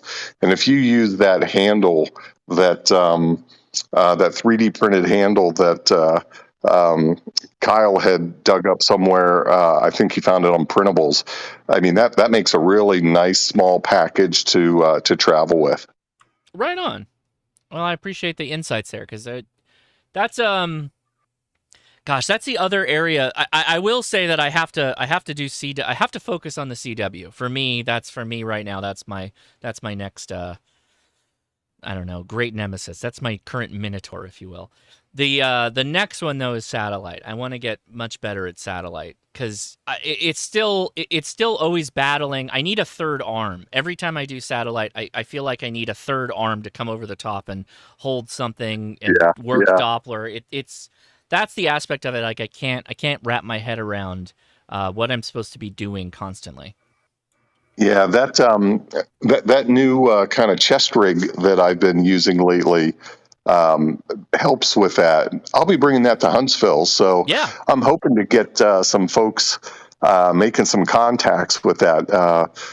Here a few weeks back, we got Frank to make his first satellite contact. So so I'll bring it, and if you want to give it a go, it'll be there for you. I wish Adam was going because he built a Yagi for satellites out of like all carbon fiber boom and arrow shaft pieces for the elements. It is the lightest thing I've ever picked up. It weighs nothing, and it's 4 elements on 2 meters instead of 3 in the case of the arrow. So it actually has more gain on 2 meters than the arrow does. And he was kicking butt. Like he made multiple passes on multiple satellites, made contacts on during field day. It was like insane. Adam is crazy. Adam is There's a reason why we have him as the wizard because he'll do just about anything ham radio, and he absolutely kicks butt at it. Yeah, that's awesome. I'm gonna have to reach out to him. I'd love to learn how he built that because you always want something small enough that you can travel with. So, I mean, the elk's pretty good, but this sounds even better. And of course, if Adam made it, it's gonna be like 7 ounces it weighs nothing. Something you can put in your backpack, right? Yeah. Adam was very impressive. I will say. We had a weight limit we were aiming for San Clemente, and I was the lightest weight person because I chose not to bring a radio. Everybody else brought radios and all kinds of other stuff, and I'm like, I thought we were trying to hit the weight limit. Where did I get the message that we could blow the weight limit? And everybody was like, it was kind of sorry we didn't tell you. I'm like, oh man, I would have bought a bunch more crap. So yeah, that was cool though. But yeah, right on, yeah, man. that looked like a great trip. Yeah, well, thanks for amazing. I appreciate it. Yeah, thanks for hanging out. And if anything comes up and you want to chime in, you feel free to do so. All right, let's go down the list here. Did I miss anybody? I don't want to miss any YouTubers. Anybody that does the YouTubes? I don't do it too often, but I do have a video coming out soon. Oh, all right. Well, I mean, drop your channel in the Discord because it'll show up on the YouTube, and we'll pull it up. I'll see it. What's going on, man? Nothing too much. I'm going out to a. It's not a Poda Park, but it's a park. It's actually Lake Sonoma in the San Francisco Bay Area, and doing that tomorrow with my buddy who's studying to become a ham, and we're going to be playing on HF. I'm going to see if I can maybe get him to get on air, make a few contacts, but he says he wants to do that under his own call sign once he gets it, and that's his motivation. So good for him. We'll see. We'll see what happens. I might be able to get him on the air, but it's going to be 100 degrees in the shade, so we're going in the later afternoon, early evening. But it's a dry heat. It's a dry heat, though. You're going to be fine. Yeah, you're more coastal than I am. But I'm about an hour and a half inland, and it's still, it's horrible. I much prefer the Mojave Desert heat over the heat up here. Mojave Desert I can handle. Up here, not so much. Yeah, so you said Sonoma Lake, so Sonoma County up north, because you're Sixland, so I saw that. That is about where you're at? Yeah, Lake Sonoma in Sonoma County. It's actually a 20-minute drive from the QTH. It's literally right over the hill. Well, the solar array is right over the hill, and right over the hill from that is this little lake called Lake Sonoma. It's a nice little boating lake area. Surprisingly enough, there's not a SOTA summit close enough to the lake, but it's there. Mm-hmm. Well, right on. I do love that part of the Northern California area. Sonoma, Napa, that whole area is really, really nice. Yeah, I'm as far north in Sonoma County as you can go. You go 15 minutes north of me, you're in Mendocino County and the Emerald Triangle. Oh, I don't know what that is. Not live stream appropriate. All right, fair enough. No. Well, right on, man. Thanks for hanging out tonight. All right, let's see. I think did we hit all of our YouTuber friends? I appreciate that. I think I got a channel too, Josh. Oh man, look at all these channels. Drop yours too, so we can see the link there. It's just if you just look for my call sign, you'll find it. Oh, you're making me do the work. See, that's why I was asking you to drop the link. No, I got it. K2EJT. K2EJT. Let's see if he's right. We can just, you know what? It checks out. We'll give him the subscribe. Evan Thorson here. Ah, yes. Look at that. The guy who's volunteers for the LICW club has CW content. There you go. All right, very good. Surprise. Right on, man. Cool. What? So, all right. Oh, look at. He's got a video on choosing a field radio. Hey, everybody. So, all right, hold on. I'm not gonna steal your thunder. I'm gonna make people go watch it. I'm gonna drop the link for that too. So everybody who wants to know, like, you got the guy from the Long Island CW Club talking about what radio, and he's got the that 4C, that 4X radio. He's got the FX 4C. He's got that over there, and a KX2 and a Lab 599. Wow. All right, and I think is that a cricket in the background? No, so you're talking behind the Lab 599? Yeah, is that a key? What is that? So you're seeing, there's 3 CW keys behind it. There's a W1 SFR Cootie, UR5 CDX paddle, and a old Vibraplex bug. Oh, it's the reflection of the chrome. I thought I was looking at capacitors and resistors and whatnot. Right on, that's cool. Oh yeah, he's talking about the True SDX. So there you go. Watch that video if you wanna know more about field radios. And you got some good views on that too. Good for you, man. That's awesome. And you operated K2H? Or you worked them? I saw a video in there that said something about K2H. Oh yeah, it's a pretty bad short, but that was during the 13 colonies, and I was showing how bad the pileup was on that one station. Yeah, some of those pileups were crazy. Cool. Did you worked him, or you were working the station? Yeah, no, that was after I worked him. I was just recording the waterfall and showing people how crazy it was. So. Oh, okay, yeah. Well, gosh, what do you think? And I'm trying to get around the answers that I know. So what do you think is like the best budget CW portable radio? And by budget, I mean sub $600. Let's say that. Well, that's kind of a hard question to answer. So if you're looking CW only, as far as I've seen, I mean, it's hard to beat a mountain topper, but they're kind of weird because a lot of them don't have adjustable volume. They're kind of finicky with voltage. Honestly, an SW3B for $188 is hard to beat.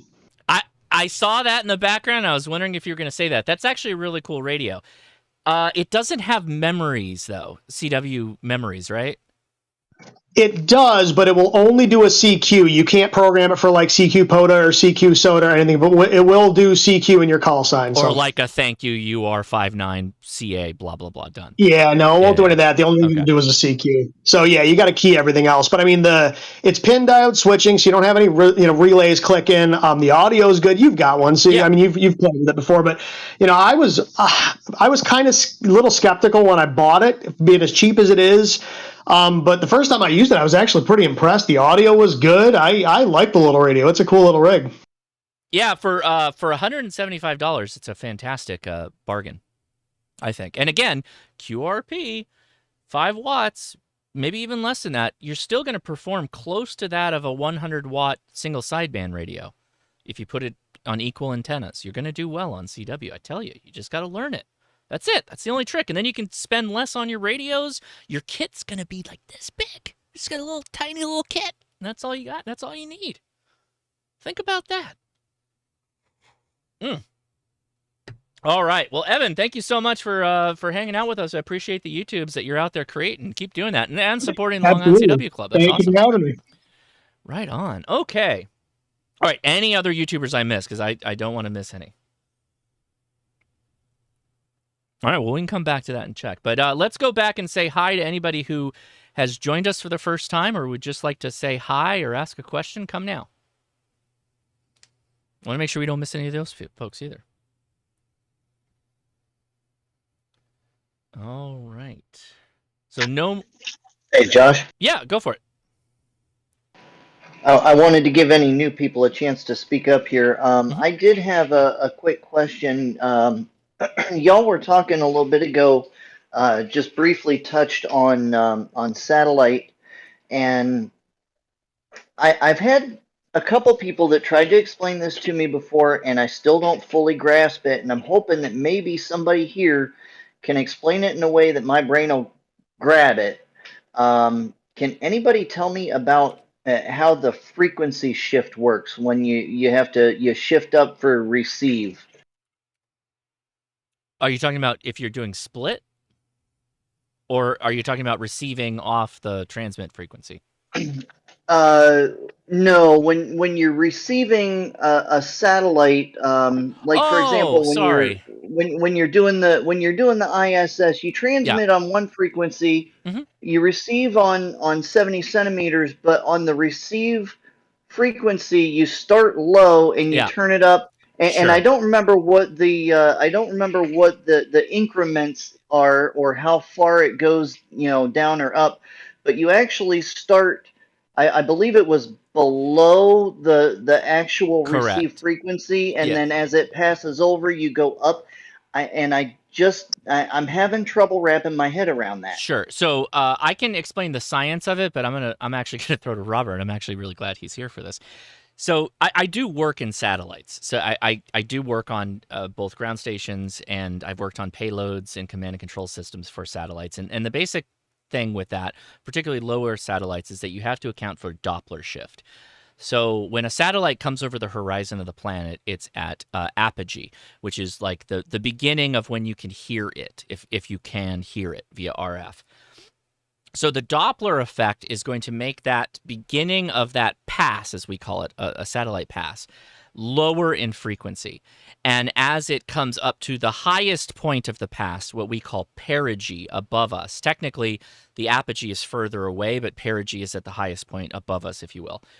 That is going to be the center frequency. It's the quote unquote transmit and receive frequency of that radio. And then as it begins to pass away, it's going to go up in frequency until it gets to end of pass, right? Which is the end of that contact.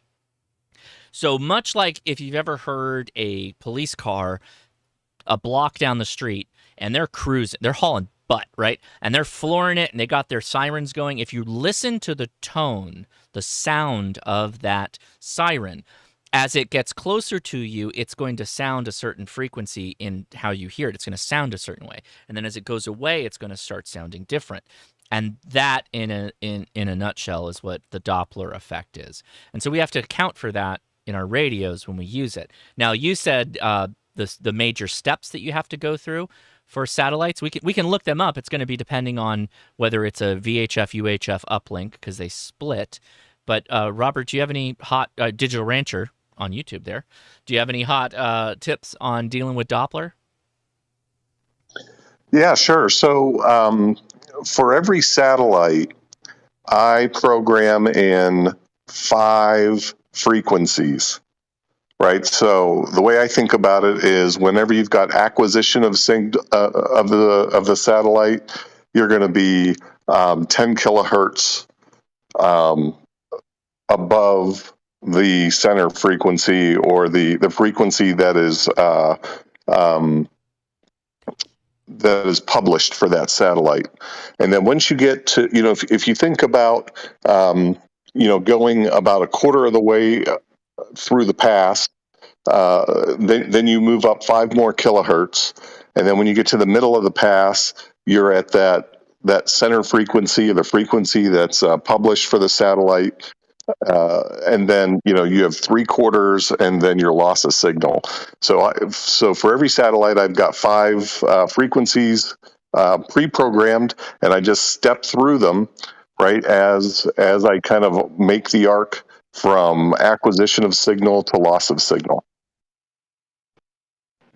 Does that make sense? Okay, so you're going to have 5 channels, and when it comes into view, you're going to be at the, is it lowest or highest? It's lowest when it's at apogee, right? Yeah, it's lowest. Yeah. So you're going to start at the lowest, and you're going to get, so let's assume that it's like a 90-degree pass, because that's also going to change things. So let's assume that the satellite's going to pass directly overhead. So when you start at apogee, you're going to be at channel, let's call it 1, which is going to be the lowest frequency. And then when it gets to, 3 o'clock, right, on the clock face, you're going to switch to channel 2. And then when it's directly overhead, you're going to go switch to channel 3. Now, when you get to the point of switching channels, you're going to be twisting your antenna, and you're going to be moving around, listening for when that noise floor, that audio cue changes, that you can hear it. And you're going to have to ride those channels as it goes up overhead. Does that make sense? Yeah, that's the best. The best advice is to listen to when the signal starts to drop out. But until you get that practice, right? Just kind of thinking about it being at kind of every quarter of the pass. Right, that's kind of a way to get your mind around it until your ear starts to hear the signal drop out, and then I've got to bump my frequency. That's a fantastic point. So did you catch that? So what Robert's saying is that when you think you're right on it, you're right on that satellite, and it starts to it's just not sounding strong. And you're talking about even if there's nobody talking necessarily, it will have a different sound to it when you're right on it. Then you potentially switch channels. You can go back and forth too until you think you're on it, if that makes sense too. But you kind of you got to be moving your hand around like this. You got to be switching channels like this, and you got to do the whole thing while listening. So you make sure you got cans on or earbuds or something like that. Right, and then now each of those channels was a. Did you say that was a 5 kilohertz step? It depends if it's VHF, UHF, right? Is it always that? No, it's always it's always close enough to 5 kilohertz. Okay. I think there was a comment too that wanted to add something. I mean, if you want to do the math, it might be a little bit different, right? But it's close enough to 5 kilohertz. Yeah. And somebody in the chat said that FM satellites are pretty forgiving, so you may want to get good on FM before you go to linears. And linears, a lot of people ride their VFO a lot of times. So go ahead, comment. Well, I think the visuals, like he mentioned, help my sorry brain, and I've just learned to keep that train thing in the back of my head. But I visualize that satellite tumbling like a bad throw at 14,000 miles an hour coming at me. It's literally pushing the frequency higher because the wave is going ahead of it at its speed. And as it's leaving, it's dragging the signal behind it, dropping it. And I've never forgotten start high, push low. Yeah, that's a really good way of thinking about it, because as it gets away from you, it's pushing it further away. Well, I mean, it's also pushing it at you too. So it's pushing it at you against the speed that it is traveling. So that's also true. I never really stopped to think about that, but that's actually one of my favorite science facts, is that if you think about a gun or anything that is affected by the Corleone effect, but the Coriolis effect, right? Yeah. Like a bullet drop, for instance. All bullets have a drop. Anything that's affected by gravity has an eventual drop. Well, my favorite thing about satellites is that they're quote-unquote bullet drop, because they got put in space going really fast. The bullet drop is equal to that of gravity pulling against them to bring them to Earth. They're just always traveling fast enough to avoid that bullet drop effect. So they're constantly falling off. Oh God, you're gonna kill me in the chat. They're always flying fast enough that they're constantly falling off the edge of the Earth. Oh, it's my favorite. I love orbit mechanics and all that stuff. So much fun. Yeah, another suggestion I would make is, go out a few minutes before your pass. Use your cell phone app and kind of map out your pass. Pick a few objects along the pass, so okay, here's the midpoint, and then from the horizon to the midpoint, halfway in between there's when I'm going to do my first frequency bump, right? You can kind of plan it out and map it out beforehand. It makes it a lot easier as you're going through the pass. I mean, it doesn't sound like it gets crazy, but it gets pretty crazy when everyone's mad crazy. Yeah, it's there's a lot going on. So, kind of mapping it out and planning it out, I think will help you be successful. Hey, what's your favorite app for tracking satellites, just so people can visualize the past too? That's very helpful for people, I think. Digital Rancher. Oh, yeah. Okay. I use ISS Detector. So I'm an Android guy, so I use ISS Detector. I know Heavens Above is another good one that a lot of Apple folks use. We use I use GoSat Watch primarily for iPhone users. There you I'll go. have to look into that Android app that you said because I just pull up the AMSAT website. Yeah, you can. I think actually, if you watch Josh's video from Huntsville last year, he did a video of me doing a pass. You can see me holding the phone against the boom of my antenna, right, where you can see that I'm tracking, actually tracking the satellite using the phone, using that app, and I'm holding against the boom of the antenna so I get the angle right. So that's another good tip for you. Okay, yeah, I'll have to check that out. I'm actually I'm really looking forward to trying out my first satellite contact using a Yagi. I've used the just my mobile rig in the truck and made a couple of contacts over the crossband repeater, but that's it. And usually, when it says on the website that you should get approximately 10 minutes of contact, I usually only end up being able to hit it for like 2 or 3 minutes.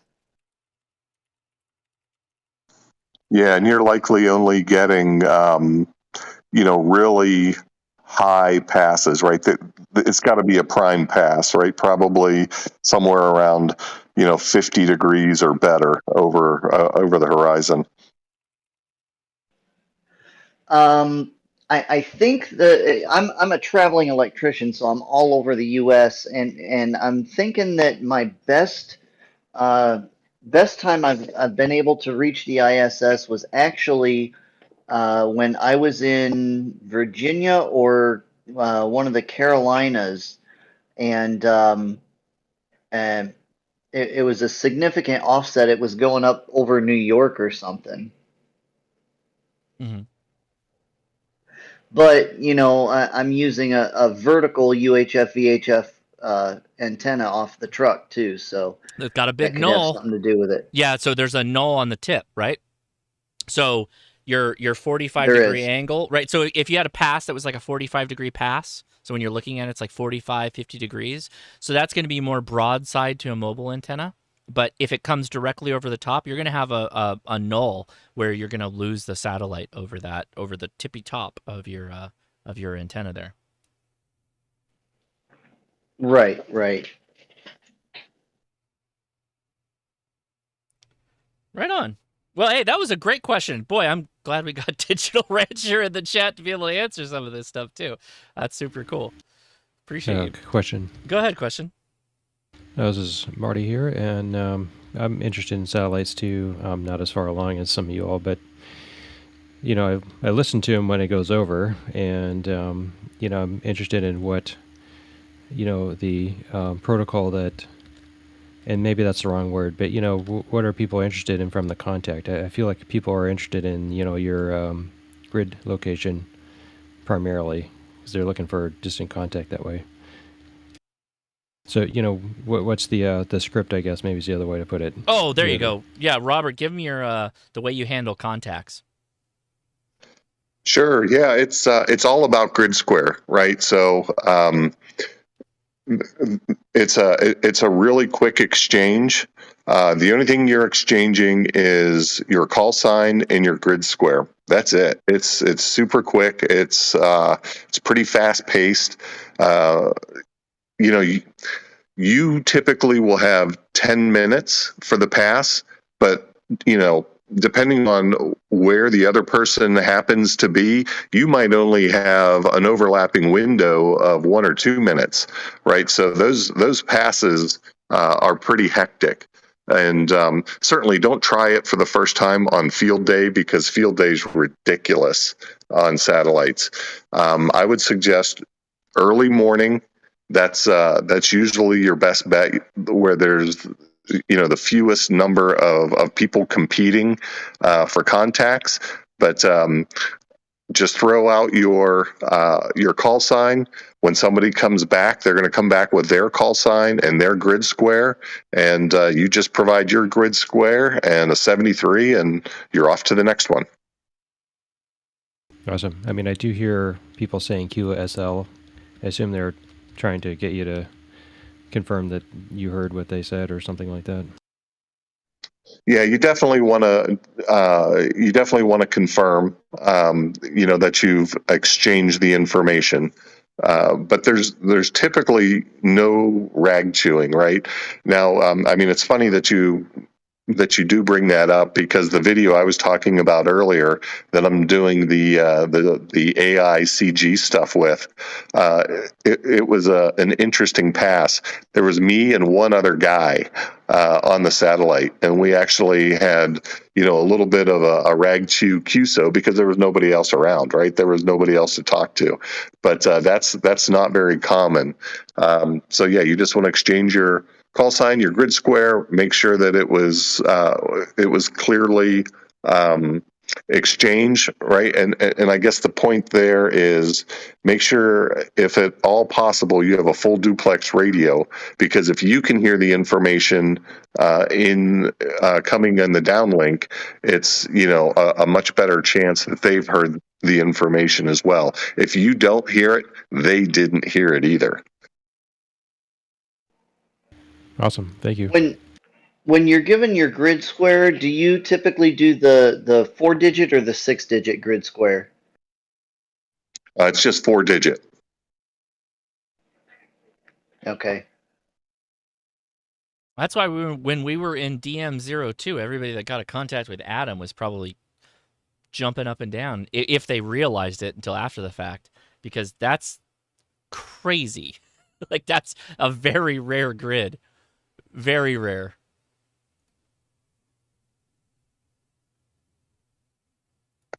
Yeah, I'm EM13, and it seems like there's a lot of satellite operators in Texas, so people usually don't get too excited about EM13s or some of these Texas grids. But yeah, when you get a grid like that, you're going to get a lot of attention.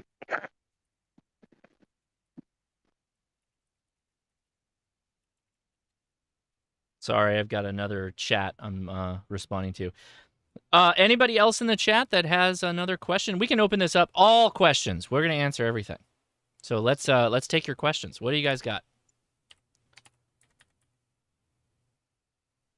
When are we going to get our own QO100 for 4K DXing with each other on video? What do you want? Wait, what was that? Video?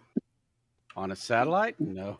Yeah. Oh, no. yeah. Geo. Yeah, we want a Geo. QO100. Yeah, we all want a Geo. I don't think anybody can dispute that. They're putting them up there, but they don't care about amateurs. No. And you're going to have mad latency. Well, I mean, is it any worse than the EME guys? I mean, for latency? Well, it's got to be. Geo's got to be way better than the moon. The moon is way far away. Plus, and there's no amplification. Yeah. 4K video. I did say that. Watch the videos. These guys are doing stuff that's light years away from a DX on a FT8 with your 20 meter. Why don't we just put a repeater on the moon, boys? Put a Geo on the moon. That's right, because the moon doesn't rotate, so it's always facing us. Why not put a repeater station up there? Yes, I love this. I love this idea. I mean, how many watts does it take to get to the moon if it can then transmit back? Versus bouncing it. You don't need as much power. Well, I mean, right, it is going to re-amplify. Yeah. The only problem with the moon station is feed line issues, because you would have to. So you'd have to, like, how does it actually get power, right? So you'd put solar panel. No, so it would get sun enough, and it's the moon, so you could put as many of them as you want up. That's true. Need to talk to Elon. No, Elon's interested in Mars right now. He's not interested in the moon. Which Well, they're going to stop there. that's a whole. Oh God, I don't. That No, was a- no, I no. just said no, that to mess with no. Josh. We're not talking about Elon. No, no, no. If we could speak to a sorry. bunch of Russian ham radio operators, maybe they should get some of those ex-Soviet radioisotope generators. I would just like to be upfront and say, when I had my big meltdown on Elon, where we went to the nines talking about Elon Musk, that was before he bought Twitter. And everybody was, not everybody, but there was a lot of people, I would say more than half were probably in somewhat of a like riding the fence / in defense of Elon. Now let's pull the room and see how many people actually support him. I'm curious because I think it's, like I said, what did I predict? A year? About a year? I didn't, this is before Twitter. So Without A4MQ in here, it's not fair. yeah, all right. I just want to say I'm sorry for bringing him up. I did that to mess with you, and I didn't realize it was going to do this. Nah, that's right. I'm done. I'm not going to talk about him. We're good. It's so much fun for me to chat about him and his scientific, quote unquote, technological scientific claims, but I won't do it for the sake of the after chat because that's not what this is about. This is about ham radio. So all right. We're here to answer your questions. So if you are in the Discord chat, obviously on voice, you took the time to join us on Discord. We want to take your questions first. With that said, if you are on YouTube, Twitch, or now Kick, hey Kick, and you want to drop a question, go for it. We should be able to see it, and we should be able to answer your question. So go for it. I got something for you to look at, Josh. When we get. Oh, is this something for me to look at to buy? I don't know if you'd be interested, honestly, but I'd like to show it to you. All right, yeah. I thought it was cool. All right. What is it? So I dropped a link Okay. in chat for Amazon. Go look at that thing. That is a 12-volt powered server, quote. But I like the look of it. The look of it immediately jumps out to me. Right. And the damn thing has a PCI slot on it, and it has what are the SATA connectors on the back of it. So you can connect up hard drives and just all kinds of stuff. Does it have like an SD card that you can run it off of, or what do you expect to do? Run Linux or? So the guy that I found this from, and actually I'm on his YouTube channel, he does home server stuff. And there's some kind of new operating system that he's running on that thing that looks really impressive, because you can do all kinds of crap with it. Like, I mean, on my Android phone, one of the ways that I share stuff is I push it to the Google Drive, and then I pull it back down in order to move images around. Okay. And this thing has a website built into it, and you can push directly into the drive there, and then pull it from the drive there through the web server that's built into that OS. There's just all kinds of crazy things that you can do with that OS. Of course, yes, it'll run Linux or Windows or whatever the hell else. He said Mac OS. I don't know how. I'm sure he's getting around all kinds of crap to do that. Yeah. So ideally, but it's 12 volts is the big thing, because it's based on those same processors that we have in the N3000, 4000, and 5000. If you see a Celeron N3000, 4000, or 5000, it is 12 volts. Yes. Yeah. It looks pretty cool. I like the look. I really do. I just don't know how I would use it other than just have like so interesting. What if you, so this would be good for the Arden guys, actually. Because you could plug this into your Arden network if you had one of the routers that we use. So if you had an Arden antenna and you had this connected to your router, or you use this as a router connected to it, you could probably go through that. Yeah, you probably could, because it'd be connected to the same network. This guy probably makes his own network because he's a router. Yeah, but then you could use this as the processing body, and then you could just use the antenna to just host information, because it has USB ports. You could do a number of things with this. Actually, that's actually pretty cool. Yeah, those are USB 3 ports and no HDMI This thing has DP ports on it. So wait, this is also like a PCMCIA card, or no, not PC. Jeez, that really dates myself. PCIe. This is a PCIe card, so this could drop into a computer. Yeah, well, you can take it's got a a socket, quarter not card a- on it. Not an edge. Oh, it's not to go into computers, to attach a slave device to it. Yeah, Right, you can and put a device on it. yeah, there are guys that have put, and he said he doesn't know how they do it, but there are videos of people that put video cards in that slot. Well, that's sure. Why not? That's hilarious. Yeah, I don't know. That's not my thing, but with PCIe 4, there's all kinds of stuff you can do with it. But okay. Well, actually, that's not PCIe 4. I'm sorry. That's a PCI 4 X4 slot.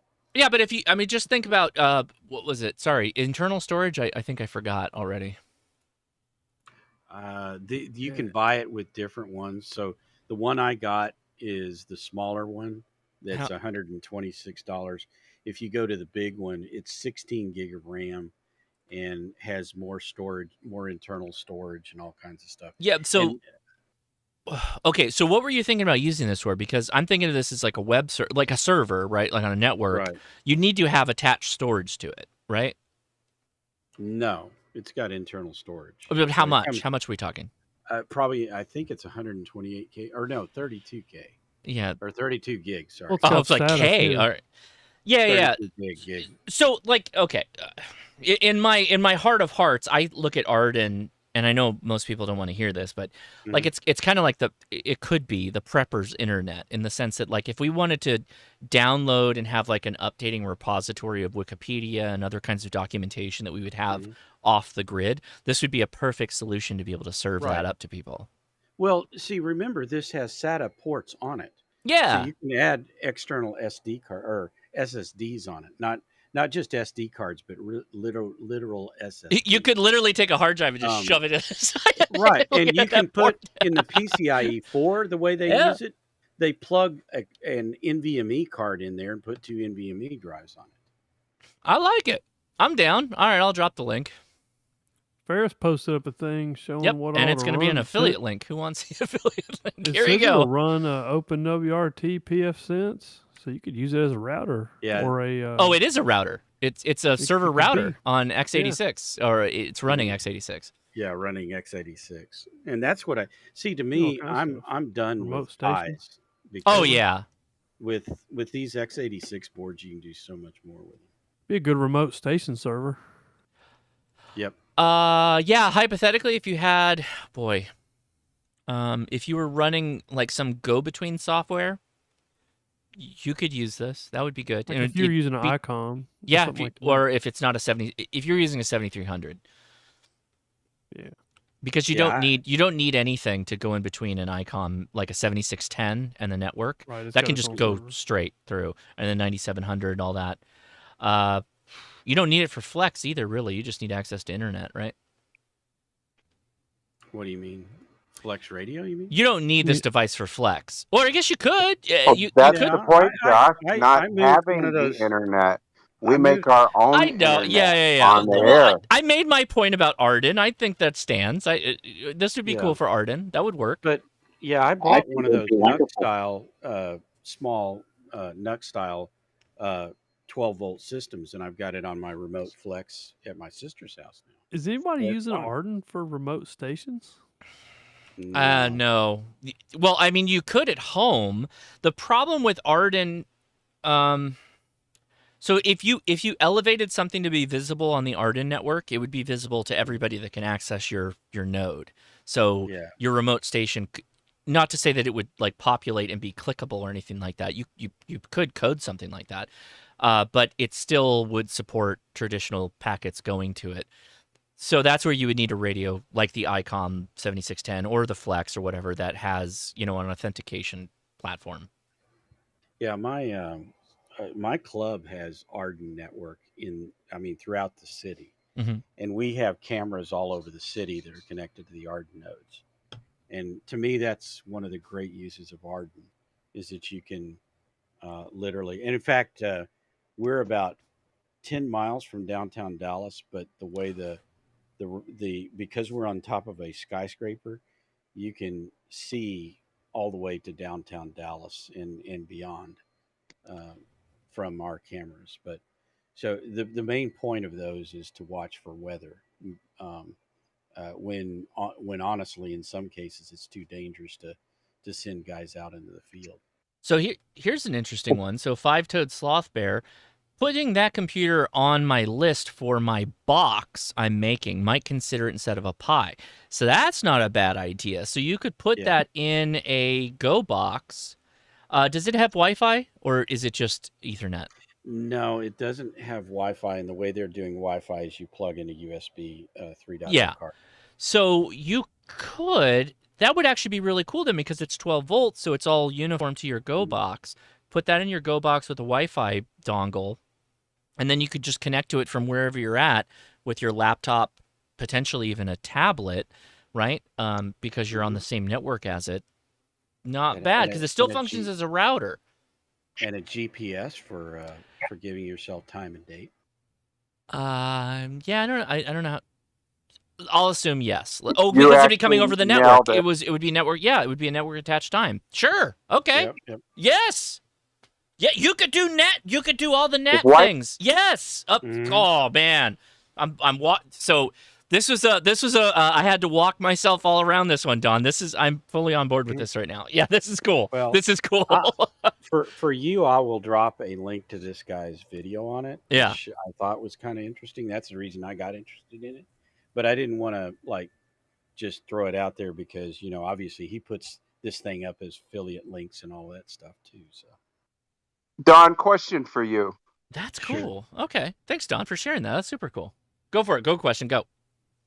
Don, why is it you Texas guys literally have everything and everybody does everything? And here in northern Illinois, the richest county in the Midwest, we can't even get more than one Yaesu repeater working.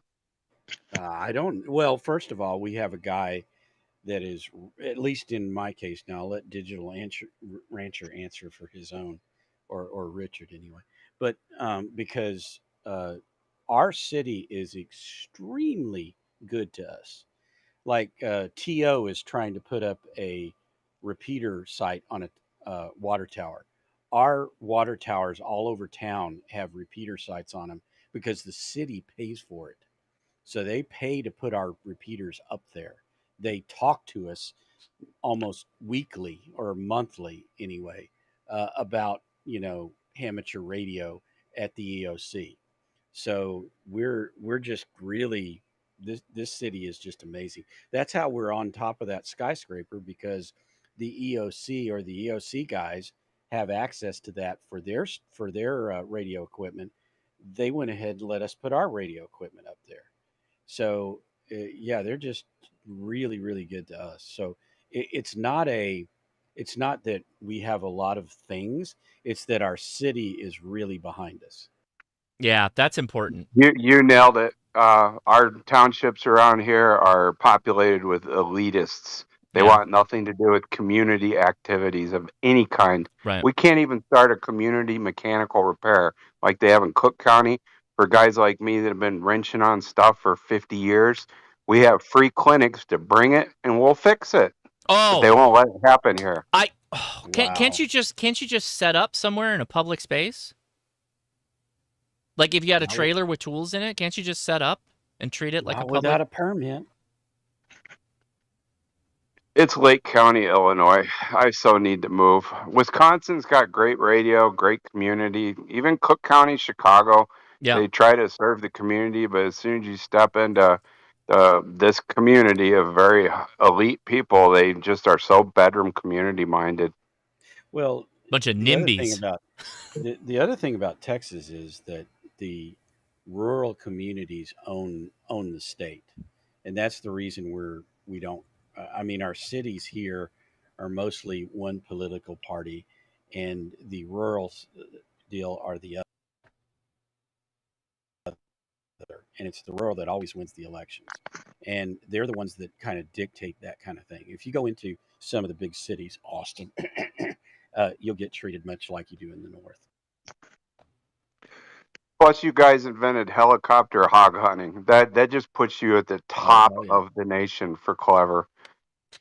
Yeah, there's so damn many of them out here, and there are very clever ways. I'm not going to go into it, but there's very clever ways that people deal with hogs.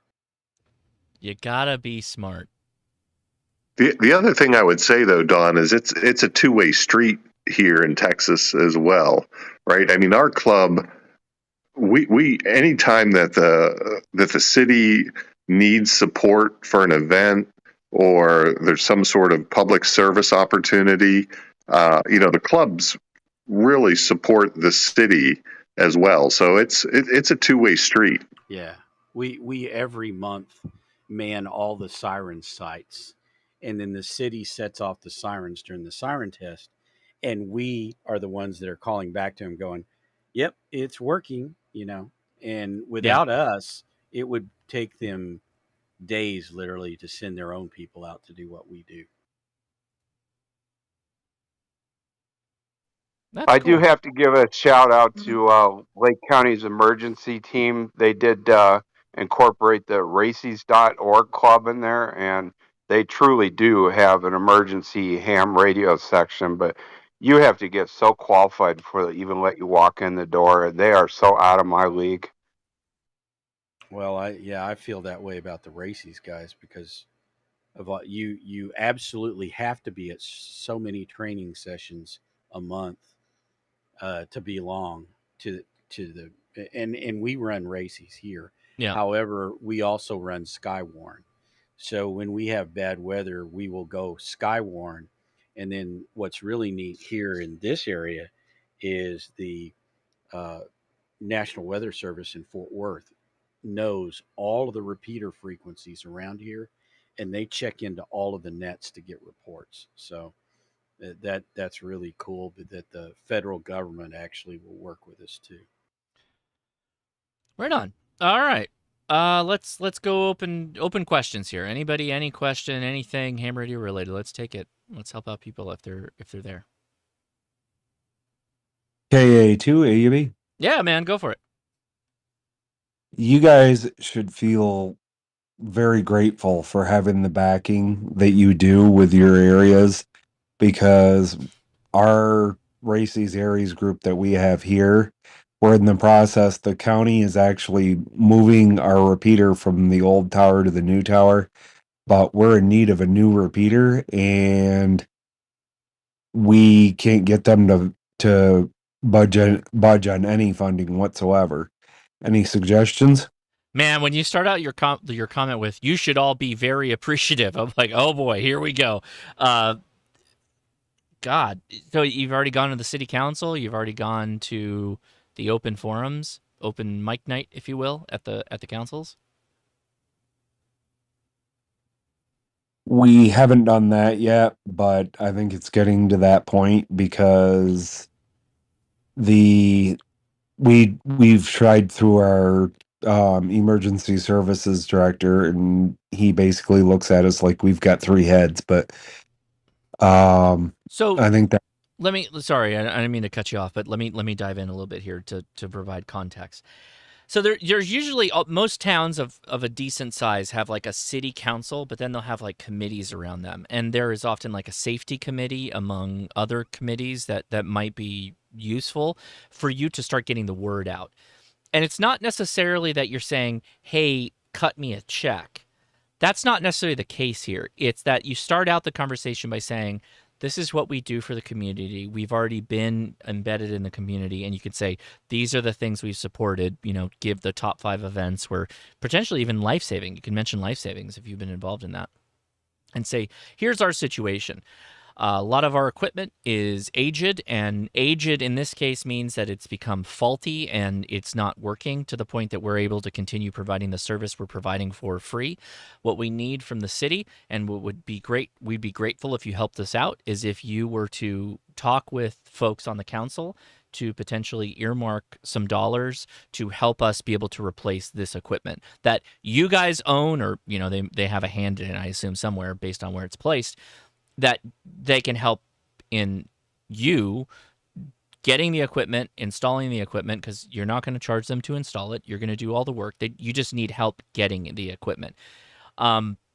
And oddly enough, if you started out just like talking about that at the simple level, like go to a couple of meetings, you can then start reaching out to the community itself. And you can do that by various means. You can go through Facebook for your local community groups, for your cities. You can go to, whatever social media that your city groups are involved in, and then just start talking about it. And the more you talk about it and remind people like, hey, bring it up to the council, or hey, we're going to a council meeting to talk about the importance of this system that we're trying to improve. Not improve even, just keep alive, right? Keep alive. And by the way, here's all the things we've done for you in the past. Don't you want us to keep doing this? Yes, you do. Right? That's kind of how I would approach it. I can get my wife. She's the one you really want to talk to. This is like her bread and butter. She kills it in this space. Cool. Thanks for the suggestions, Josh. Yeah, we're through the county level here, but I'll definitely take those into consideration and start hitting social media. Thanks. Well, I mean, the county, do they have county meetings where you can talk about this kind of stuff? Oh yeah, they have the county legislator meeting every month. So I think me and the our actual EC are gonna have to start going in and doing some talking. Well, the reality is that realistically, your system will cover most of the county, if not all of it. So, yeah, actually, at the county level, that's perfect because they got more dollars when you start pulling money together like that. Yeah, we actually don't deal with the city council or any of the legislators. We go directly to the EOC director, and he's been real receptive because he knows what we do. And not only that, but we one of the things that we've talked to him about, but like I said, he already knows this, but is we do parades and those kinds of events, bicycle events, all these things that the city will set up for community events, and then we will go and provide communication for them, which is the EOC guys are the ones that really are appreciative of that. The guys that are legislating this stuff don't even know the damn bike races are going on. Right. Most of them. There may be one, that's really like I race my bike in there, but they don't have enough pull in the city council to do anything. But the EOC director does, and so when he goes and talks to the city council, it carries a lot of weight. When we do it, we're just another voter, is all. Oh, sorry, I botched the comment there on YouTube. ARDC is another group you might be able to reach out to, but I'm not sure how that works with races. Question. Oh, go ahead. We'll let you take it. I'm gonna shift things a little bit to a big topic of discussion. Well, just to build off of that, I was going to ask the who I forget the name who asked the question. How the relationship has been with the county EOC to this point. Has it been a pretty good relationship and they're just not budging on purchasing a repeater, or has it been pretty hands off? You've not really talked to them, and now you're just showing up asking for money? Because I've dealt with counties where they've dealt with hams in the past who kind of rubbed them the wrong way, kind of acted like they knew everything, and they sometimes you just need to massage that relationship a bit before you stir the pot, so to speak. Always be Yeah, I agree massaging too. city workers. That's right. We had trouble. Sorry, this is first. We had something that wasn't even ham radio related, but it kind of applies here. We were trying to get funding for this trail behind in our subdivision, and that a lot of the public that's not in our subdivision use. And and then we find out that there's one of these guys lives in our subdivision that's actually on, works for the city and stuff. And if you can just develop that relationship, we were able to do it that way. And all of a sudden, next thing you knew, we had a $29,000 check cut for us to help rebuild our trail. Yeah. And it's all about how you approach it and try and build that relationship, and doors can start to open a little bit more. Yeah, I agree, 100%. And I know that those guys, like we have a legislator here, and they just went through and they approved this project to extend a water main. And we our guy kind of knew about it. Our city council guy knew about it, but nobody in the construction company told him that when they go through and do the work, that they're going to remove a bunch of the trees. And so now they've removed a bunch of the trees, and everybody in the neighborhood is screaming about it. Well, they didn't tell anybody, and so they got lied to. But it's too late. Basically, we've lost the trees, and the plan has been drawn up by the city planner again without telling anybody, and they plan to put in native Texas plants instead of these oak trees, and it's pissing everybody off. Yeah, but my the real reason I was kind of asking about that relationship is just be careful going to social media and going to the city council or the county, meetings, and if you haven't already explored all the options, going directly with the EOCs, because if you going to your legislature or your local bodies can work, but it may also sour the relationship that you then have to maintain after the fact. So it's a little bit of politics involved. You gotta massage everything. So Yeah, I mean, you know your situation better than I do. This is me just talking, right? All right, I needed to make a bathroom break here because I feel like the next topic is going to be one where we're going to be talking for a little while.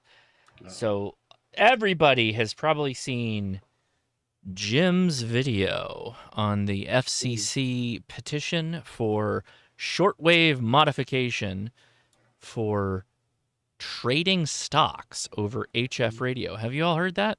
Probably. Yeah, I watched Ria's video on it, and Jim's Ria? is just he's way overblowing it. All right. I don't want to go listen to the podcast too. Hey, podcast I do with my wife, Leia, Ham Radio Crash Course podcast. While I go to the restroom, just go ahead and look that up, and you can start downloading it. I will be right back, but we're going to talk about that next. So enjoy some memes. I'll be right back. Shots fired. Mm-hmm. Hey, going back to the 12-volt server, thanks for sharing that link, Don. I think I might have a use for that. Yeah, sure, no problem.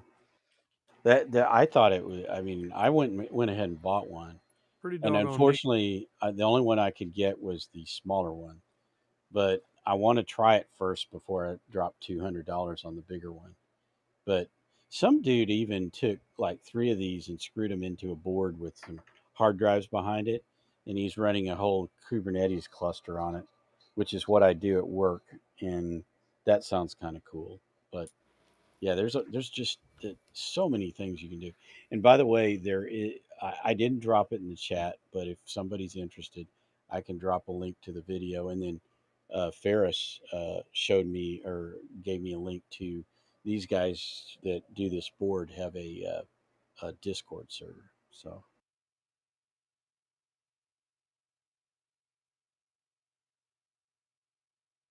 Yeah, it's pretty tight. That was a great point, though, that them versus us mentality doesn't win in any endeavor, especially in politics.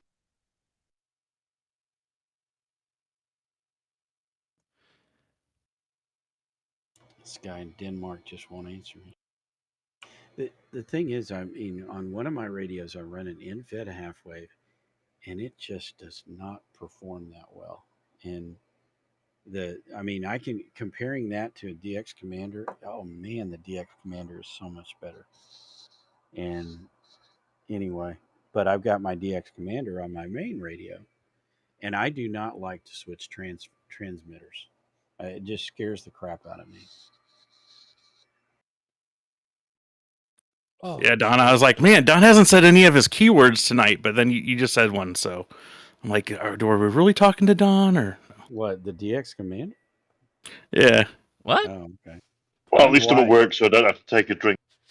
Yeah. All right. So let me pull up the website. I do like that. I'm going to keep that. What happened here? Where'd my website go? That's weird. Down. Yeah, what's going on with that? There we go. All right. So if you go to the ARRL, right? That's where all this started this last week. And if you go to, oh, that's definitely not it. There it is. Oh, come back. There you go. All right, so commercial interests petition FCC for high power allocation on shortwave spectrum. Mm-hmm. A lot of us have already seen the video from Jim and Rhea. I watched Rhea's video. I thought it was well done.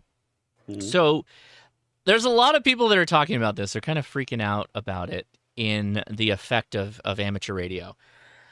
My initial feeling is that this is not that big a deal, right? And so part of it is that some of this stuff already exists. And what I mean by that specifically is these guys are trying to move data. Like they're trying to move big data over HF. Now, whether or not they're going to be successful, that's a moot point. They're asking for an FCC petition. Not that they can just, the FCC says, yeah, after they send this PDF, oh yeah, go ahead, take all the bands you want, go ahead. That's not what this is. This is like a, will you hear us out on what our request is? Here is our request. It's this PDF. And then they have to, the FCC goes off and says, yeah, you can do a study on this, and you know, we'll pick a location, you can do a study, and then people are able to discuss their issues with it, et cetera, right? So this is like step one, right, in the entire process. The reality is that we already have stuff like this. We already have co-ownership of bands where the military, for example, uses big data. When I say big data, I mean they're pushing big data on HF, and we don't have that much of a problem unless the stations are like right in our backyard. So in that case, yes, it's a fair issue, fair discussion point. So what do you guys say in the chat? Should we be worried about this? Yeah, but Josh, what band are you talking about there? So it's all HF, and if you pull up the PDF file for it, which I will do, and I'll bring it up. Yeah, I got your example, right? Your example of sharing with the military currently. Mm-hmm. Yeah, so for example, like one of the frequencies that I can remember off the top of my head is 14.9 megahertz. And then there's also one that's like pretty much just right on the edge of 12 meters. So they're very close. It's true. They're very close. But they're going to be running adaptive pre-distortion. Right. So they're all going to be running on-ons, right? Who knows? But yeah, I mean, that's a valid technology that we should employ ourselves, but we don't. So they dropped 100. There we go. There it is. All right. So they're potentially looking at 4.9 megahertz, 10.2 megahertz, 14.9, 19.9, and 24.8 megahertz. Which 24.8 in particular is probably the most adjacent to an amateur radio band. I don't know. See, here's my thing, and I said this on the podcast. If you listen to it, Ham Radio Crash Course podcast. I as a ham, I'm going to have a, get off my lawn mentality, like immediately when anyone talks about like, we're going to put somebody with a lot of power right up against your band. Yeah, get off my lawn. I don't want you anywhere near my properties. The reality is that like the electromagnetic spectrum is finite, right? We already know this. Like we're going to have the ability to have these discussions. I'm not saying I'm supporting this. I'm just saying that we have to have the mechanism in which we can have these discussions, in which people can propose something, and then we can go through the process of like accrediting whether or not it's going to affect the adjacent neighbors. We have to have this capability, and that's what this is, I think. So I expect that the ARRL is likely going to drop their feelings of this as we get closer to the required date for feedback. And I encourage you all to read this document and provide your own feedback. I really, really do. At the same time, I don't feel like the fact that anyone is asking to use the space is an immediate the sky is falling situation. I think we all have to be a little bit more careful in the words we choose when we talk about this kind of stuff. Yes, we should be skeptical of everybody that wants to line up on our bands or anywhere on the bands, to be honest. But at the same time, we have to say, hey, we need to figure out a rubric in which we take your information and compare it to this rubric and come out with, is this good information, or is this a good study you've done, or is it a bad study? And sometimes that study will have to go to physical equipment being on the ground that we test, because you all know how ham radio works, right? We can't be precise in a lot of things in how we're getting out and who we're affecting. And we have to have test equipment on the devices that are under test to be able to say whether or not we know for sure how badly you're affecting other people, right? So it feels like we can't pick and choose how we deal with this, right? Like we all have to let them provide a test body that is tested, right? It gets deployed. They can use it. We take information. We can validate whether they are effective or not, and then that's how we would adjudicate whether this is safe or not safe in close proximity to our bands. Anybody disagree with that? I don't know. I think you nailed it spot on. We need to let them do what they need to, but make sure they don't take over everything either. Yeah. Yeah, they can't. We can't allow them to have harmonics that would come into our band space. But if they're in their band space and we're in ours, and they're not asking for band space in our band space, which this doesn't appear they are, right? Because we don't have a leg to stand on in that space. Yeah. We can't say like, oh, you're too close to our band. Like we have no leg to stand on. We have a frequency allocation. And if someone's like butted up right next to us and they are good stewards of that frequency space and they don't bleed over, well, we have no right to complain.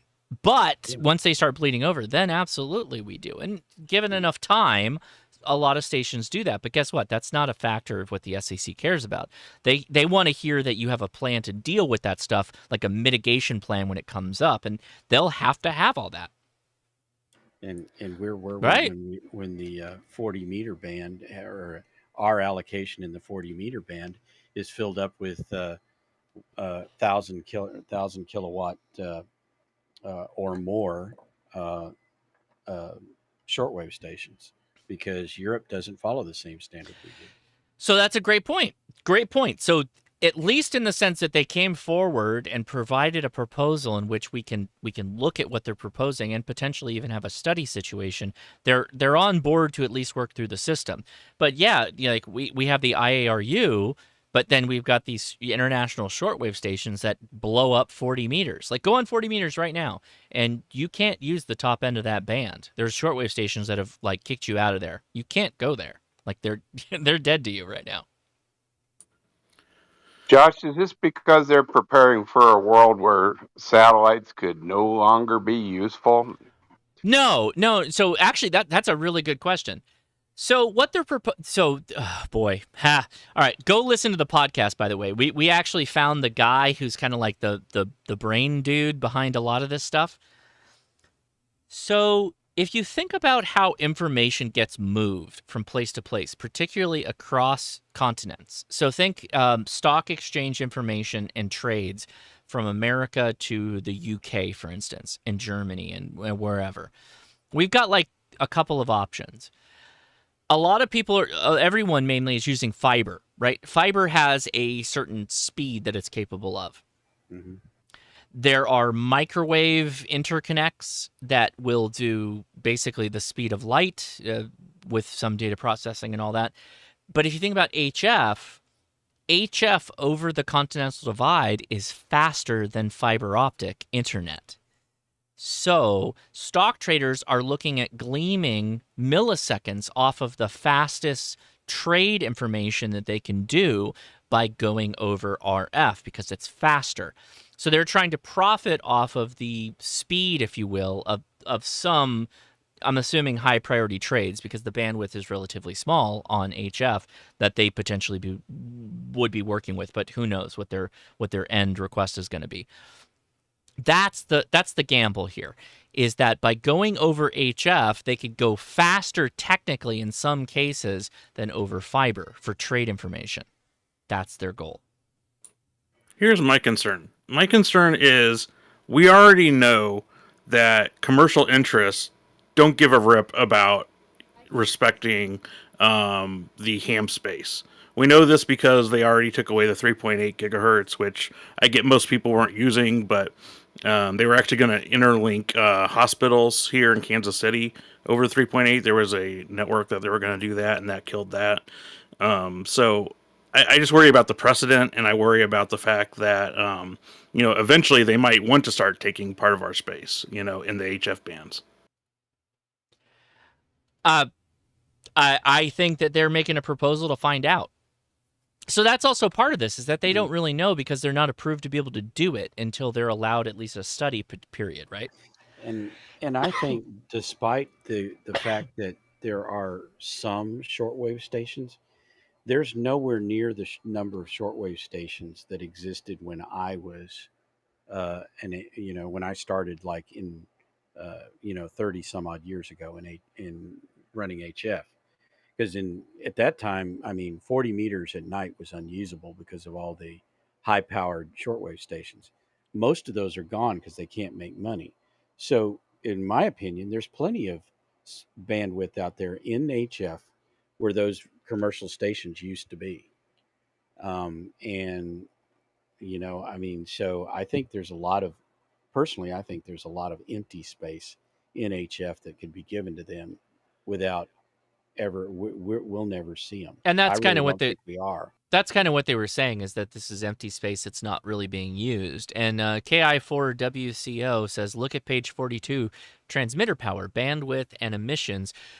This is a quote. We assume a 20 kilowatt transmit power on a transmitter bandwidth of 10 kilowatt or kilohertz as representative of long distance.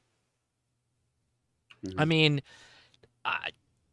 again, like this is study terms, right? This is paperwork that they've done. This is not actuals, right? They're asking to like, hey, can we try this out? Can we pay you, the FCC, a lot of money to try this out? And hams, we provide no money, really, up until recently. They didn't even get $35 from us until a year ago. We've got no money. So when Daddy Warbuck shows up and says, I got a boatload of money here to try this, the FCC is going to go, oh, yeah, go ahead, try it. Why would they say no to that? Free money? Yeah, absolutely. For some randos to go off and try something? That's where our due diligence shows up, that we need to be ready to do studies and checks and make sure we're not interfered by a 21 kilowatt transmit power transmitter with a 10 kilohertz bandwidth. Yeah, right? That absolutely, we need to be considerate of that. But I mean, can we really be shocked when the FCC goes, "Oh yeah, I'll totally cash your check"? No, like, come on.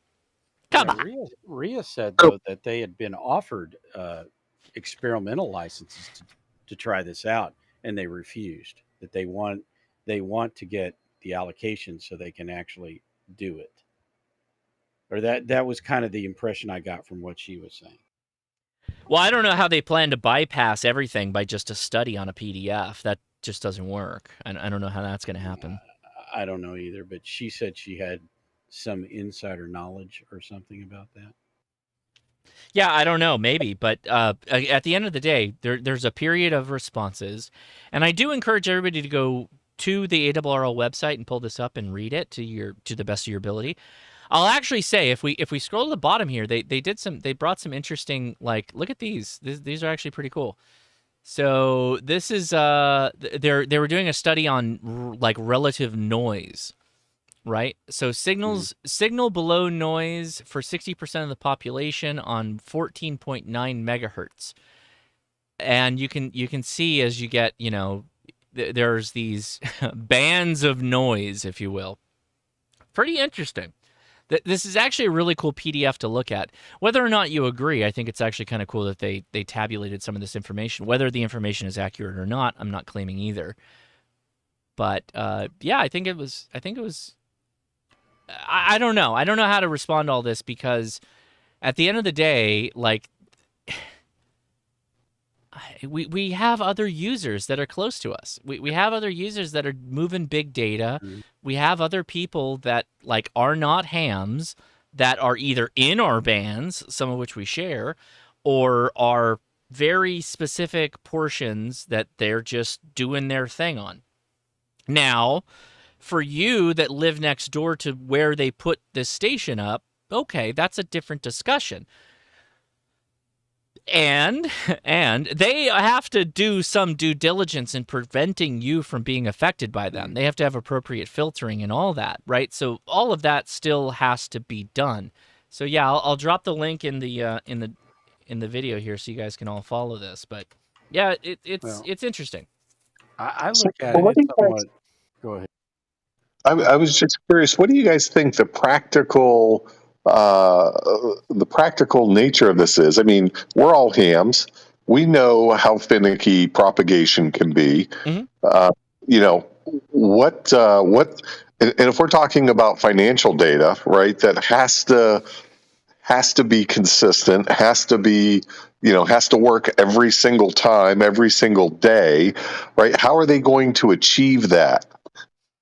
I bet like kilowatts, this is a 4 shot in the aircraft. dark, but so if they had a tier, if you will, like Uber premium tier, or people could pay extra dollars to have like high speed, super high speed, almost light speed of light speed trades, like they could sell it that way. So it would be a premium option for doing a trade. That's just me marketing brain turning on right now. That they could say like, "Oh yeah, if you give us, some X amount of lots of dollars, we will do all of this trade over our super high speed, whatever frequency space." Now, if they're given a commercial license to be able to use this, those bands, those frequencies, they could basically do like ALE, right? They could figure out whatever the highest point is, like the best propagation point for any of those bands is, pick that one and go, we're pushing through this one. And that's how they do it. Yeah, to me, I think this could have a positive effect, especially if you put them in a urban neighborhood like ours. They wouldn't be able to hear a damn thing, and that to me is a bigger problem right now with HF radio than anything else, because I'm literally being forced to move to get away from the freaking noise and to get away from or if these guys can come in and go, hey, FCC, this solar crap is interfering with us. They're going to have to build them better and more quiet. I think that benefits us. And so that to me would be a big boon if they get the same kind of interference that we do, because it's getting worse and worse every year. Oh, that's actually an interesting point. I didn't really think about that, Don, but yeah, what if what if Daddy Warbucks with their tiny frequency space, and yes, it's tiny over the entirety of the bands, right? Steps in and goes like, well, I was promised a much lower noise floor, so I can't reach Germany with my long-distance HF communication. I need the FCC to crack down. I mean, we already know the cat's out of the bag. There's too many shitty LG appliances and everything else that exists out there in the market right now. But that's actually an interesting point, Don. I agree. Hey, Jody, are you there, man? Yeah, I'm just reading through the IEEE article that I was referencing before. Yeah, the company that's actually making this application, they've been doing this for 6 years, at least 6 years. So, they proved that it works. That's why they're making the application. So hit us with it. So they proved that it works in what sense? It's faster than the fiber cable. So they're looking at Chicago to New York between two major stock indices, and they want to chop about 8 milliseconds off their fiber time, and they're succeeding, which money talks, right? So that's why they're finally going ahead with a formal application to do this on a big scale and permanently, not just experimentally. I mean, I don't know if you looked into this, but are they interfering with their neighbors at all, or how have they been working? Because it's like 6 years, so how's that work? Yeah, well, the application might actually be from a competitor. So I don't think the company that's been doing this for 6 years is actually the one that's applying. It looks like a competitor has found out that this is the way of the future. Right. And they're getting their frequency allocated before the auction, goes up, and they lose a chance to get in on it. So. Got it. So, hey, guess what, guys? High data for stock trades already exists right now. It's already happening and has been happening for 6 years. Is anyone affected by it? But see, this also goes back to my point of like, if it's data and we don't know, we just know that our noise floor is higher. So how do we tell? It's kind of difficult too. It's the real commercial use of FT8. I just want to let you That's guys what it is. know. It's a commercial FT8. Speaking of FT8. I mean, there's always a chance that something else comes along that they'd rather have in the near future, and that they just move on. Yeah, you know, what? before it gets crazy and they take all the whatever. Sorry. Do you know what though? Think about it. Look at all the channels that are sitting there on FT8 right now. Mhm. What if you were to simultaneously coordinate some data in each one of those channels, and then on the far side pick it up? How much data could you transmit? Not a lot. It's not very big bandwidth. For a stock trade, I don't think you have to, right? It's sell 1,000 shares of DuPont, and DuPont is DPT, so it's not a lot of data they're sending. Oh, if they like split it across multiple channels, kind of thing. Yeah, I Right. could see that. Yeah, because I mean, each one of us is having a communication with somebody else on FT8. That's what all this stuff is. And if you had all of that bandwidth to yourself to channelize it like that, that's what we do in the cell industry. We go in and like we take a certain number of or a certain frequency Yeah. range, and then we channelize the crap out of it. I- And I- we have very sensitive radios on either side.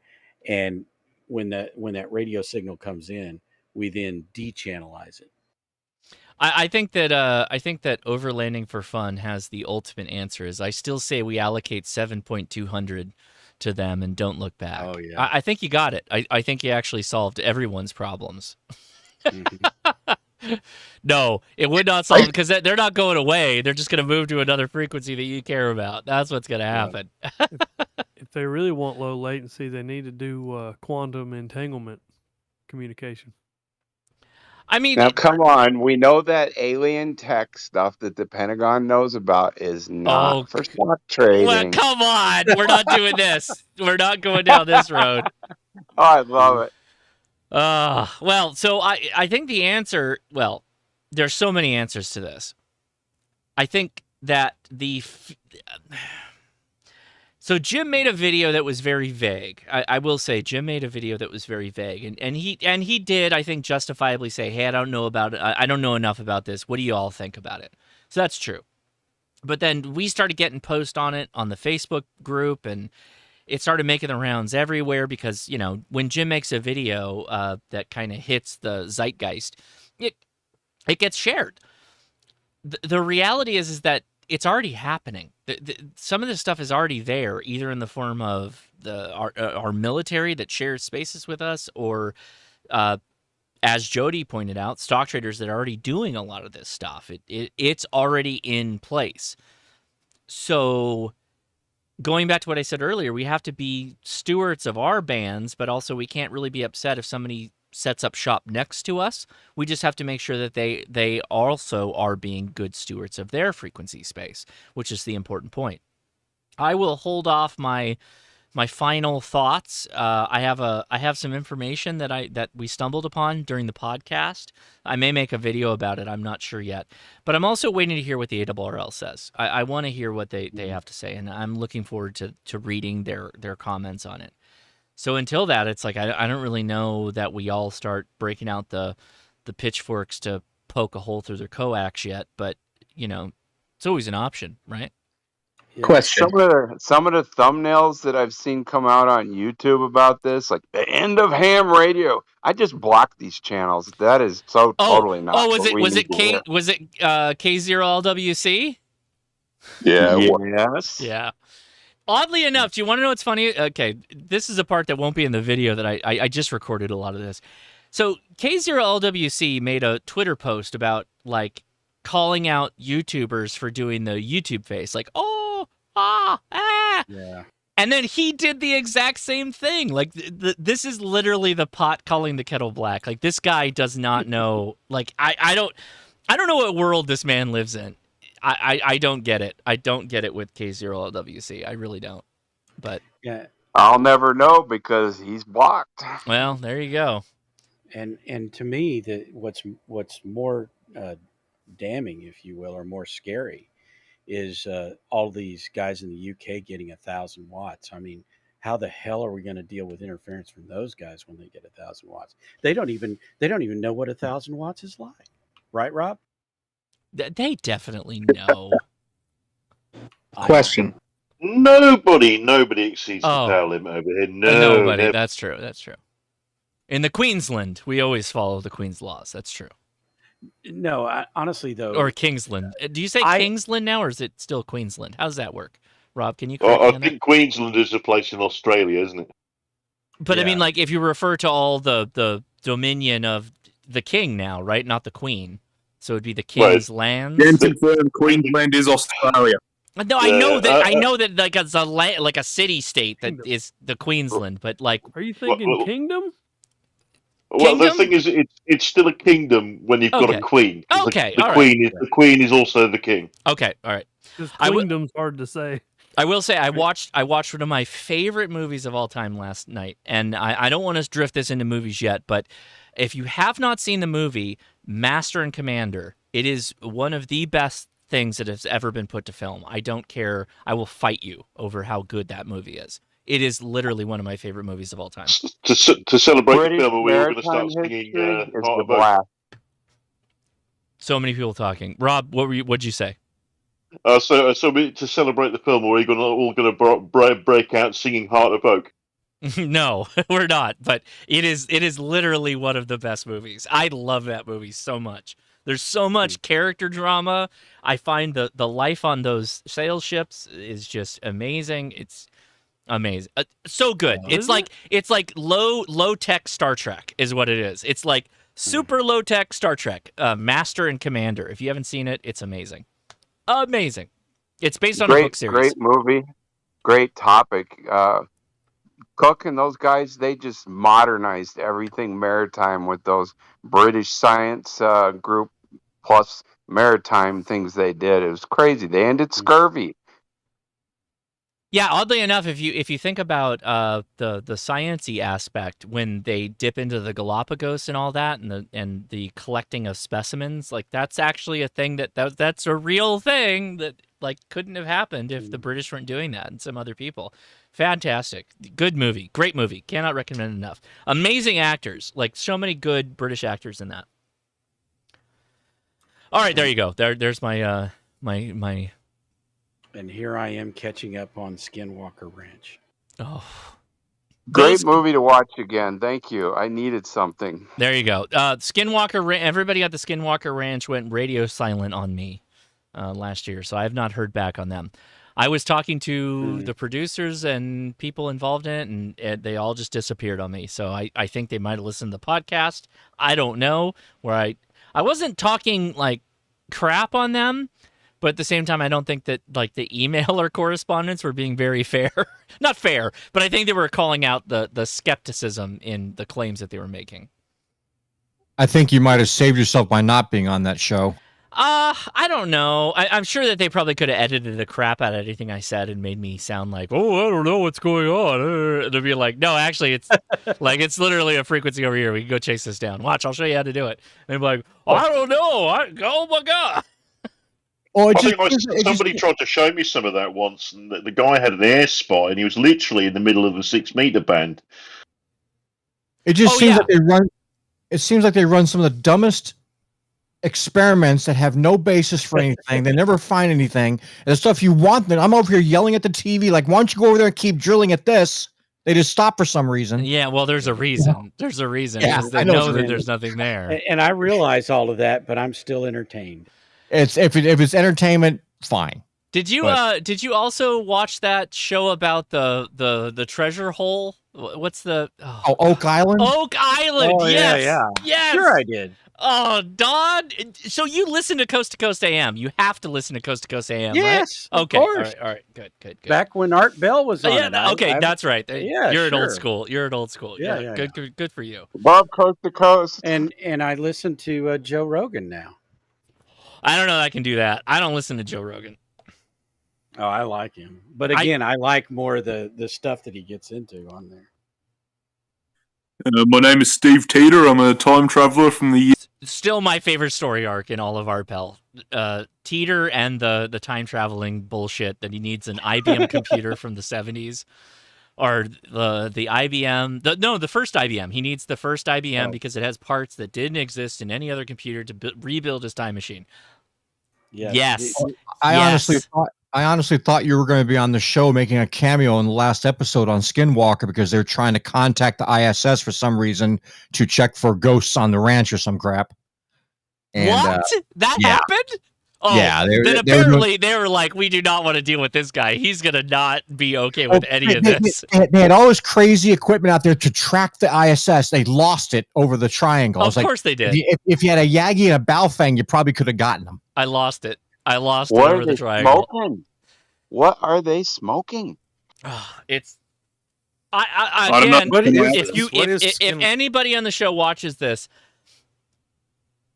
I gotta be true about radio. That's the only thing I care about is being true about radio. And I would hope that you didn't edit me horribly. But I could give you, like, I don't have to be on the show, but I can give you tests that you can try.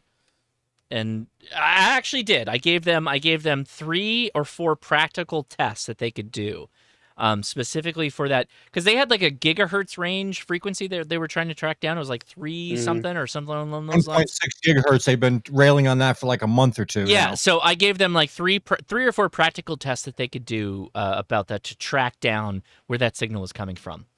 That was what I sent them links to products that they could buy and all that stuff, and the producer all disappeared on me, and the showrunners. I was talking to, so there was 3 people that I was in emails with, and they're like, "Oh yeah, we want to bring you out. It's going to be really cool. We're gonna buy some stuff and do the tests and all that." I'm like, "Okay, cool." And they're like, "But we're going to be on hiatus because of the season break." And I was like, "No problem. That's fine for me too." And then they never got back to me, and I'm like, "Okay, they probably figured out that I'm." So it wasn't when the writer's strike happened, right? I don't know. I don't know. I don't know. Could be. Yeah. Could be. Because that could be all it is. Could be. They just had a lot in the can, and they're just running what they got in the can. That's true. Right. That's possible. That's possible. Which means that it's scripted, right? What? Most reality TV show is. What? Yeah. Ask me how I know. Don, you're blowing my mind here with these thoughts. Well, honestly, one thing I do watch quite regularly is Mr. Ballin. I still really like that guy. Oh. I will say I was very happy that the Phantom Signals people let me be the radio person. Just talk about the facts about radio. I didn't really get cut down on my major points, and they just let them play. So that was a really good show. It gave a juxtaposition of the people that had like the woo ideas that aren't really backed in scientific information, and then they would play like a segment from me. So you can still come to your own, I guess. Like whatever. I appreciate that they didn't edit down a lot of the stuff that I said. That was very nice of them to do that. So I would work with them again in any minute. That crew, I have not seen more work get done with a crew of that size come out with a product that good. That was very impressive to me. So there you go. I have two things for you, John. Yeah. Before we get too far off onto the movie TV show, the wheels tangent. are coming off. You better be careful. You got a couple of seconds here before we go fully off the grid. I don't know how many people are interested. I have started a new ham radio club. It's specific to Northern California, but all of California too. The Southern Pacific Railroad Amateur Radio Club. It's basically for rail fans, and if you work on the railroad or have worked on the railroad, it's a new club, and we're just starting to expand it. So I thought I'd throw that out there. And then I had a quick question. I haven't listened to the podcast yet. Mm-hmm. What did Leah do to the truck? She pulled into a parking structure with a very low ceiling, and she tore apart an antenna that was on the roof. It didn't hurt the mount or the cab or anything like that. It broke the antenna. So that will likely be a video in the future, and you could probably guess which one it is in a video that's probably going to drop on Monday or Tuesday. That's my guess. Now, I have a question for your rail fanning group, because you use the words rail fanning. Do you get offended when someone calls you or your group or anyone in it foamers? Make sure I get the PTT button here right. You got it. Yeah. I'm on my phone, so it disappears after a few seconds. Yeah, That's no, why. understood. Foamers is equivalent to lids or whackers in the radio community, whereas rail fans are the proper, respectful people. Rail fans, and if you talk to Shane off air, because I don't see him in here, he'll tell you this too. Rail fans are the respectful people. They don't trespass. They don't, do stupid stuff to get in trouble. Whereas foamers, they have no regard for the law. They will do whatever. They're the ones you'll find climbing on the signal mast to get the shot they want. They'll be the ones that get trespass into yards and whatnot to get the shot they want, etc., etc. So foamers are, as I said, the lids of the railroad community. So, one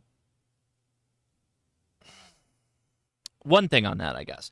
My sister is an engineer on the Disneyland train, and she generally views people that are very enthusiastic about trains as foamers, because I don't think she understands the dichotomy from the points that you made, because she's literally dealing with people that are like, can I get a tender ride? And they're asking like a billion questions and all that stuff. And they're also kind of like subtly being awkward. Like, she's on YouTube. I think I showed the video of her being on YouTube where people ask her like weird questions, subtly inappropriate questions.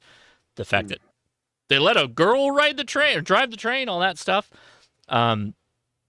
So the foamer thing in our family means like a specific line, and it's generally the people that my sister Shelby has to deal with. But I had to ask that question because I know it's a part of the community. So I was just curious. So thanks for answering that. Well, to add on to that, and I think I heard Don Key up there. To add on to that, yeah, what you just described there, those would be classified as foamers to a degree. They're the ones that also think they know everything when they don't know diddly squat. Okay, that is the other half of the foamer community. That they like backseat drive my sister while she's running as the driver or engineer for the train. I don't know what the proper term is. Yeah, like they're asking her like, absolutely. Should you be doing this right now? And she's like, dude, shut up. Like, just shut up. Let me drive this thing. Yeah, those are foamers. Okay. Yeah, the conductor owns the train. The engineer drives it. And my grandfather was an engineer on the Katy Railroad, and my aunt and uncle were depot operators. My aunt was actually the depot operator of Katy, Texas, on the Katy Railroad. So I have a long history of railroad, and Dolly. I had never heard the term foamers until I go to TO's Discord, and he has a channel called Foamers about railroad stuff. Really? So, I didn't know that. I did not know that. Oh yeah. Mm-hmm. Oh, that's cool. And I post in there every once in a while because I still to this day. I mean, I used to have, and I don't know where my wife put it somewhere, and I cannot find it. But I had a bunch of my grandfather's records where he was,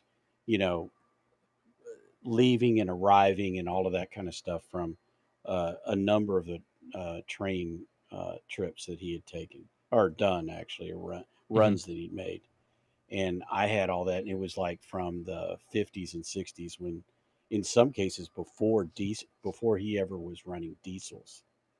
He was in the era before or when they were going from coal-fired to diesel. Dirty smokers. That's what Yeah. Thomas the Tank would tell you. Well, He was the he was a transition brakeman. era. Yeah, he was a all I know brakeman about and a trains. fireman, and then eventually an engineer. I love trains, but all I know about them comes from Thomas the Tank Engine. I mean, I grew up around trains. I grew up with LGB series trains, so big ass trains. I like trains. I love trains. And then my sister got into Disney, and she's fully like she could like turn around and go work for one of the major haulers and whatnot. But she works at Disneyland. It's weird. I don't know. Like I'm guessing, obviously, if you work for one of the major haulers, you have less access to the public, other than like they may get in the way, and it's kind of like, yeah, get the hell out of the way kind of thing, because they can't really get into certain closed spaces. But on Disneyland, they're all over you. They're bugging the crap out of her and all the other people, and they're just like, oh my God, just let me drive the goddamn train. I'm trying to get people from Fantasyland to Tomorrowland. Shut the hell up. Like it's always this big issue, right? Where did she get her training? At Disneyland, but she also had to take. She almost has like a college degree on trains. Mm-hmm. Yeah, I'm one of those rare. I'm one of those rare people. My grandfather was a railroader. It skipped a generation. I picked it up, but so I'm a railroader and a rail fan. But I grew up with the railroad from. Let's see, I'm young in comparison to some here, but I just turned 35. Since I was knee high to a grasshopper, I've been railroad everything. So I was a rail fan first, and then I became a railroader. So I have a little bit of both. And yeah, on Burlington Northern, Union Pacific, we don't have a lot of public interaction, right? Except when people decide to try and beat the gates, and then right, myself as the conductor get to go find. Well, yeah. Anyway, so there you have it. So the Southern Pacific Railroad Amateur Radio Club, and Josh, I think you'll appreciate the call sign that the FCC issued. It's Kilo Oscar 6 Alpha November Zulu. Yeah, point. I used to. I don't fish know. with Wait, an why is engineer. that funny? Wait, I'm sorry. You gotta educate me on why that's. The suffix is 2 letters flipped from yours. ANZ versus NAZ. Okay. All right. I'm like, is this a train reference? I don't know. Sorry. Okay. No, well, but we are going. All them foamers got a close call sign to me. I'm very mad. No, I'm just kidding. I know you're not foamers. But we are going for a vanity call. The founding members of the club aren't sure which one we're going to go with, but it's going to be Southern Pacific related. Cool. Daddy. Wait, I'm hold on. Okay, my son's here. Ask your question. Is my question from Wait, hold on. So Ben, put your microphone, put the earbuds on, and then you got to talk in the microphone, otherwise no one's hearing you.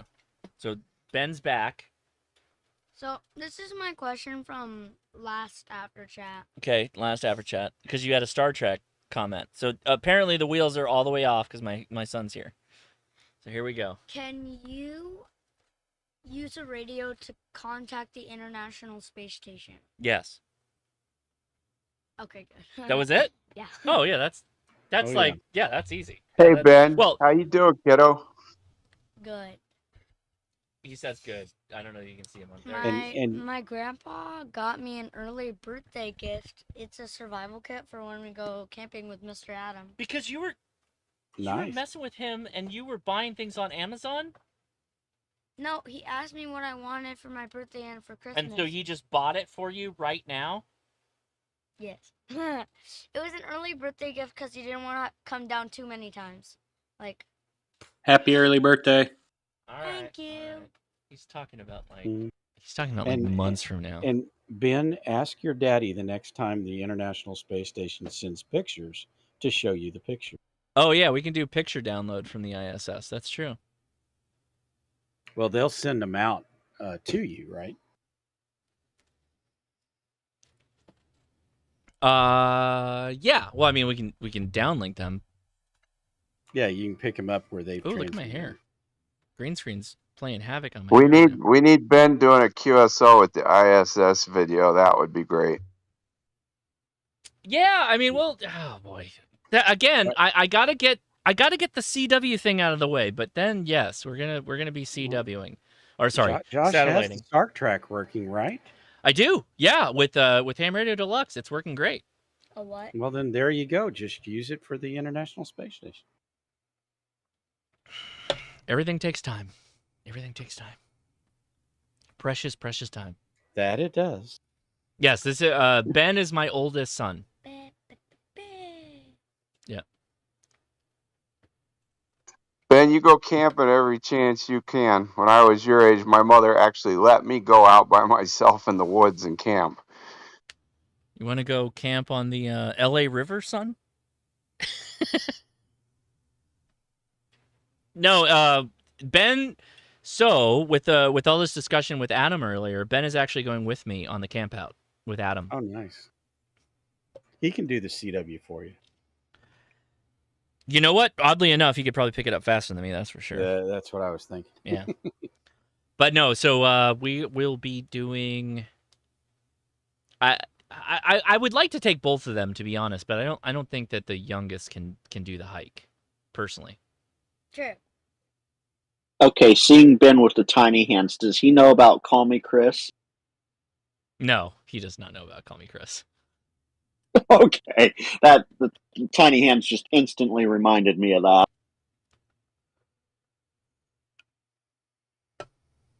Is that a music album? Mm-mm. So after I watched Master and Commander, I was having a bit of a unspringing day. I watched one of my second favorites is the Count of Monte Cristo. Such a good movie. So good. We should watch 300 tonight. Which version? The one with Guy Pearce in it. Daddy, we should watch 300. We're not going to watch 300. Well, I don't know that Pop-Up's going to like that. Why not? He likes the army. He was in the army. He likes the army, so that makes him like the Spartan army from the 300? Maybe. You think that he was doing the phalanx with large shields? Maybe. You did this, Pop-Up. Remember when you had a javelin and a knife and a big knife and a huge shield? Like you used to guard yourself with a big wall. With your loincloth? Yeah, top 3 best revenge movies. The Count of Monte Cristo is, so good. Jim Caviezel, that's the main character. That's it. Oh, so good. Ben, what Star Trek did we watch recently? You finally completed The Voyage Home. It was Star Trek. Yes, it was Star Trek. Yes. Oh no, wait. No, it was literally called Star Trek. You didn't watch the first one. We went straight to Wrath of Khan. And then you watched. What's the first one? The first one is called Star Trek. Yeah, we watched that. No, we did not watch that. We did not. That was a different timeline. It wasn't with me. It wasn't with me. But you watched The Voyage Home, and then that was a different timeline then, because it was like Captain Kirk, Uhura, and okay, so we watched the original cast. You watched The Voyage Home, and then you watched the one that Jim Kirk made. Shatner was the director of, which is not very good. That was Star Trek 5. He watched 5, and before we got to Undiscovered Planet, which is honestly, so I think of my top 2 or 3 treks, it's probably Wrath of Khan and then Undiscovered Planet. I really liked Undiscovered Planet. But we stopped and switched to Star Trek, the J.J. Abrams Star Trek. You didn't finish that, right? You didn't finish it. Yeah, I finished that one. On your own? You watched it at the end without me? I'm okay if you watched it without me. I just want to know if you watched it. I don't know, because it was like the Star Trek one with the weird picture, right? Are you guys watching Strange New Worlds? No, it was a Star Trek with James T. Kirk and his dad died, right? Yeah, but the ending with Nero. He's a Romulan. Oh yeah. Did you watch the ending? Because Spock Yours comes are back. Romulan? Yeah, Romulans are dark elves. He's a dark elf. I thought he was a. He's a dark. He's a Klingon. space dark elf. No, he's a Romulan. Klingons look totally different. Those are dwarves. Come on. Okay. Yeah, because I was confused because it was a different type. So I thought, oh, this must be like Klingon of a different universe or something. So I don't know if you watched that or finished it. My problem is watching the second J.J. Abrams Star Trek. I realized while I'm watching it. The one from Bad Reboot? Yeah, because it's supposed to be the Wrath of Khan, right? The Wrath of Khan. The problem is that the Kirk in that timeline, and it's a separate timeline from the original James T. Kirk and William Shatner. He has no goddamn idea who Khan is. That's why they call it Bad Reboot instead of Bad Robot. He does horrible crap. Right. So when he's like, my name is Khan, and everybody's like, oh. Like, you don't know who this guy is. Nobody has any knowledge of who this person is. Like, what does it matter? The reason why the Wrath of Khan works so well is because it was from an episode of the original series. That's why it worked. Wait, in the original or in the different universe? That's what I'm saying. The original series with the original actors, you know, the original Spock, Leonard Nimoy, and DeForest Kelly's Bones, and William Shatner as Kirk. The Khan from the TV show was actually Ricardo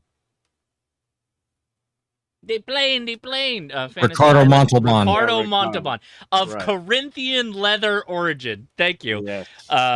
He was the actor that played that character, Khan. That's why he knew him in the movie, though. Yes, because the past of the show. Yes. You got it. You got it, man. You got it. I like it. It was such a well-remembered episode. It was they good. decided to make a movie of it, and they were right to do so. They were like, oh. But now Benedict Cumberbatch is the new Khan in the new series of Star Trek. But then Bad human Reboot ferret comes along and ruins the whole thing. Now, I think the first one was good. I honestly do. I think the first one was good. That J.J. Abrams did. I did not like the second. I really didn't like the third. Personally. But then new track kicks in, and I have not watched any new track. I'm still threatening to watch all of Deep Space Nine again. I still have to go do that. I'm thinking of the same thing. Yeah. But so no love for Doctor Who. J.J. Abrams. Oh yeah, I'm a big fan. Oh yes, give me that. Look at Ben. Look at that's me. Choo-choo train. If you haven't watched Strange New Worlds yet, you really need to. Which one is that? Yeah, I'm download. Strange New Worlds. It's like it's a prequel of the adventures of Captain Pike before Kirk became captain of the Enterprise. It's I did hear that was good. Oh, Don, I can't.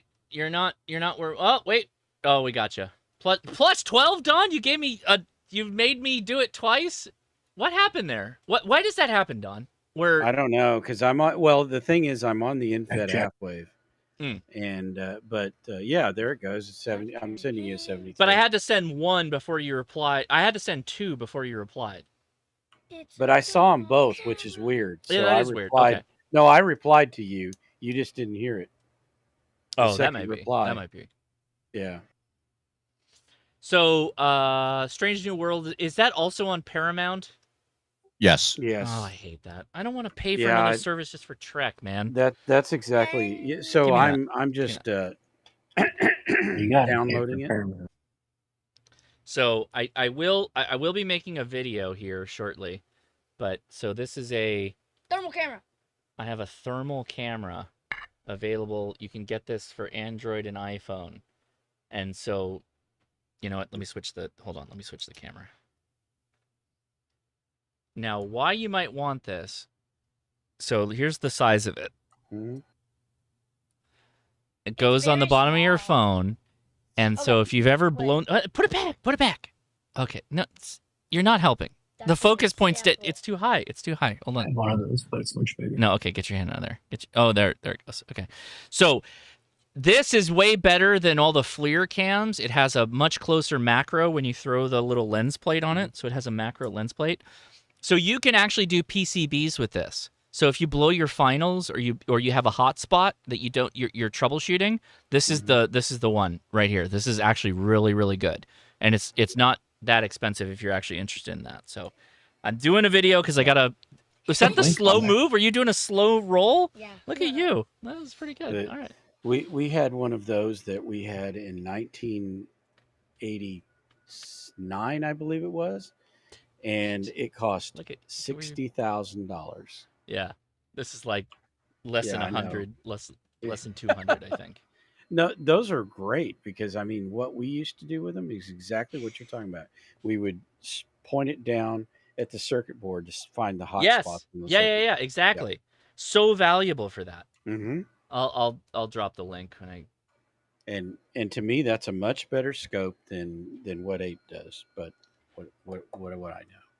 Yeah, this is just for thermal. Yeah, I know. I mean, I don't see the point in owning an oscilloscope. They're too expensive. An oscilloscope? I honestly think for most hams we don't need that.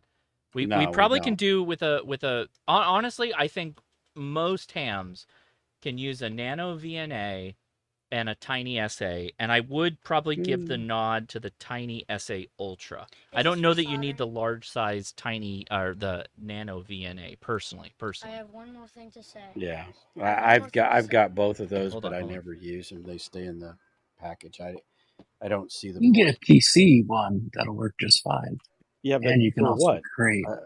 I had this discussion last week. I just don't see the point. Well, it's also most of them have function generators as well. Oh, I take it back. It's not cheap at all. It's $299 for that infrared camera. Apparently, I don't know what I paid for it. For what it is. I don't know, mate. I paid $297 today to take a piss. So what? You paid 200 and how much to take a piss? It's 297 Australian dollar dues to take a piss. Can you please explain, Steve? Please. Yeah. Hold on. Let Steve go. Go ahead, Steve. I got a parking ticket. Mm-hmm. Oh, okay. All right. $297 when I went off to go take a quick leak. For your motorbike? Yeah, for my motorbike. Oh, jeez. Because I was going to say they surely haven't let you drive a car yet. Oh yeah, I wouldn't be trusted with a car. I do too many clutch kicks.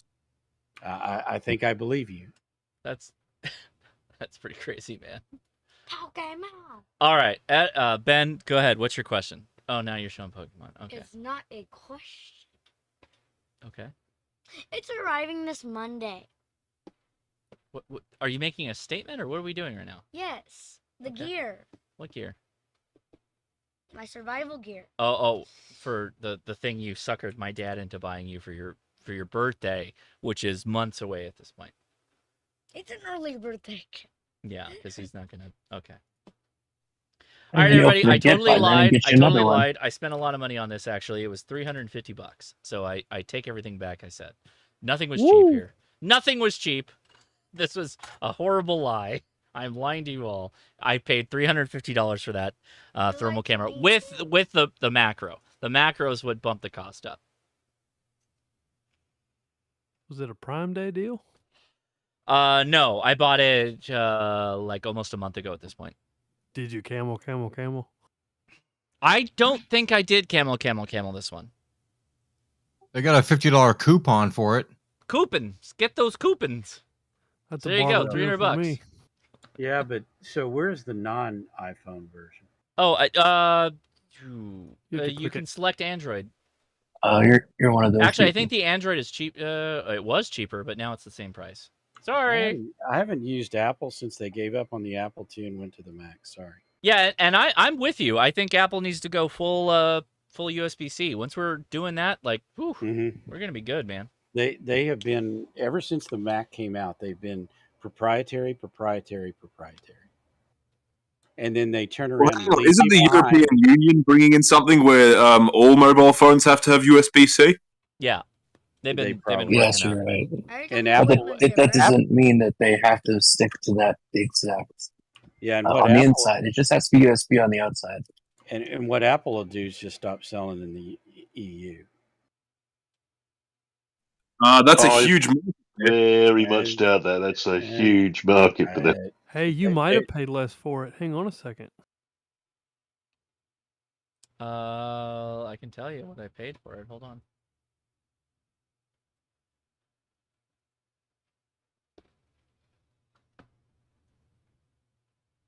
You got a $50 coupon here. I just posted up the camel graph.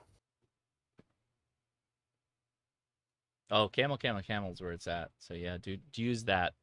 That tells you the price of. Stop hitting me with the chair. It while I'm dips. trying to It talk dips here. down pretty low, and then shot back up. It's been. I don't know if that was Prime Day or what. Oh yeah, I paid $320 for it. Oh yeah, but it can all go. So I think that part of that might be the macro lens. So if you take the macro lens off, you're going to be sub $300 for sure. Are you done? What are you It's a doing? month of Autodesk subscription. So I'm not saying like go get this thing just for the funsies. I mean, like, yeah, go ahead, get it if you want it, but the reality is this is for people that are like going to build kits and they possibly blow the finals on something, or they have a component that they know is faulty. A thermal camo is actually really, really good to show you like where the faulty bits are. What are you doing? I mean, one of my buddies put it just back. spent $1,400 Put or it back. $1,500 It's like an on antique, man. on one from Snap-on for diagnosing vehicles with. So I mean, I don't know. That's a bargain compared to that. Compared to Snap-on's FLIR, high yeah. on everything. And stuff. Yeah, it beats the pants out of the FLIR one for mobile phone options. So if you want something like that, it's better than the FLIR one, because that was my concern. Is that I looked at buying the FLIR, but I was worried about like looking at components, and so I found a guy on YouTube that was like, oh no, I use this one for all my component videos because it allows me to get way closer, so I can actually separate surface mount parts, which is kind of the point. Really, because FLIR 1's $229. Yeah, but it doesn't have like a macro option to get close enough to separate out components. The heat blob is just too big, right? So then it makes many components look like they might be faulty, which is the problem. I got you. Makes sense. When are we gonna watch 300? Yeah, I swear FLIR makes commercial ones that are way better than what I'm seeing on their website. Well, and that's a fraction of what I spent for my thermal rifle scope. Oh, that's a whole different world. That's a whole different world. Because they know they got you over a barrel on that. Right. Well, I can't believe they have a project for using displacement maps using Wi-Fi. You can see people moving in their houses. Yeah, Ferris asked me, am I using that open spot for my XTS 5K? So I was trying to. I got stuck. Every time I set it up, I thought I did it right. But every time I key up, it says server not found. So I think I have something wrong. Are you connecting directly to server 621? Yes. Or are you on? You are. Shoot. Yeah. Okay, because I'm using my open spot for my P25 as well, but I have a open spot too, so it's a little different. Yeah, I think that I've got something possibly wrong in the settings, but at the same time, I feel like it's a hotspot and it's supposed to do a lot of the heavy lifting for you. If you made the channel digital and you had the right, digital whatever number, that it should sort itself out, but it doesn't like it. It's always upset. I don't know.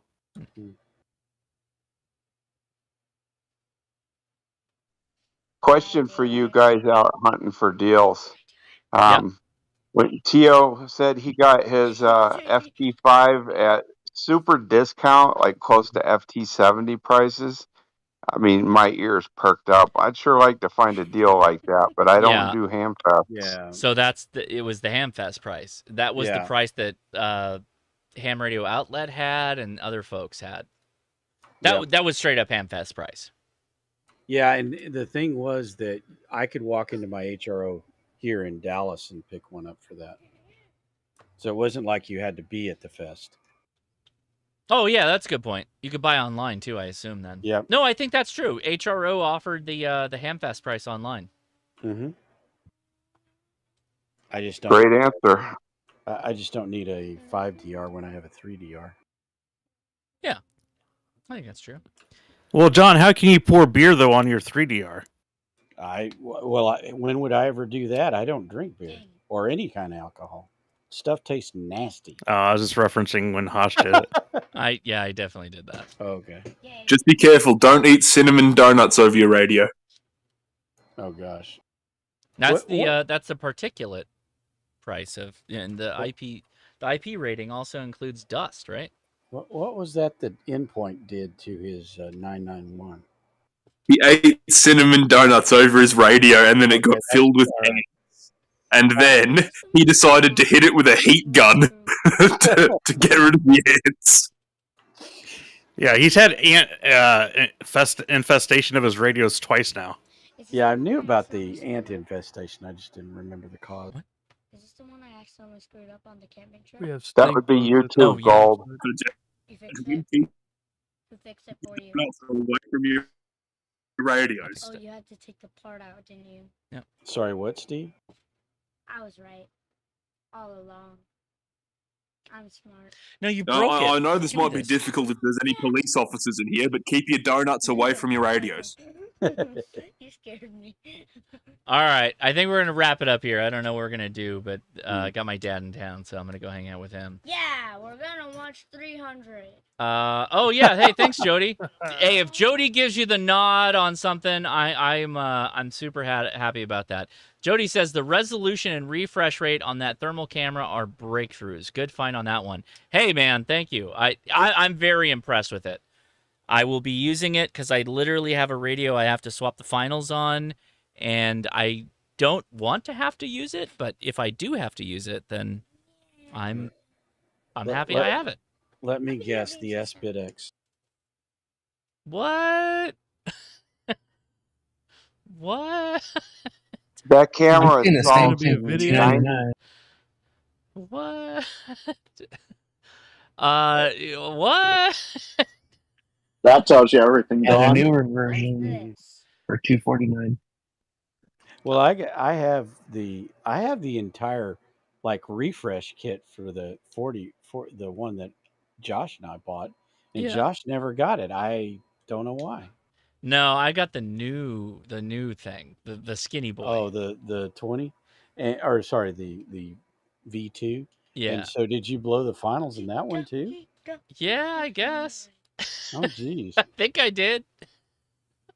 Because I gotta say, like straight up, like, okay. I am.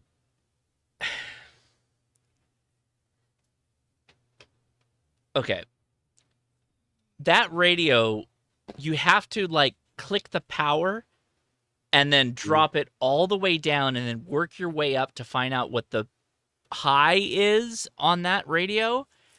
And the high is like 40 watts or something like that. Mm-hmm. But you come from my world where 100 is like 100% power output, not 40% power output. So when my radios look like, so I get the radio, I get it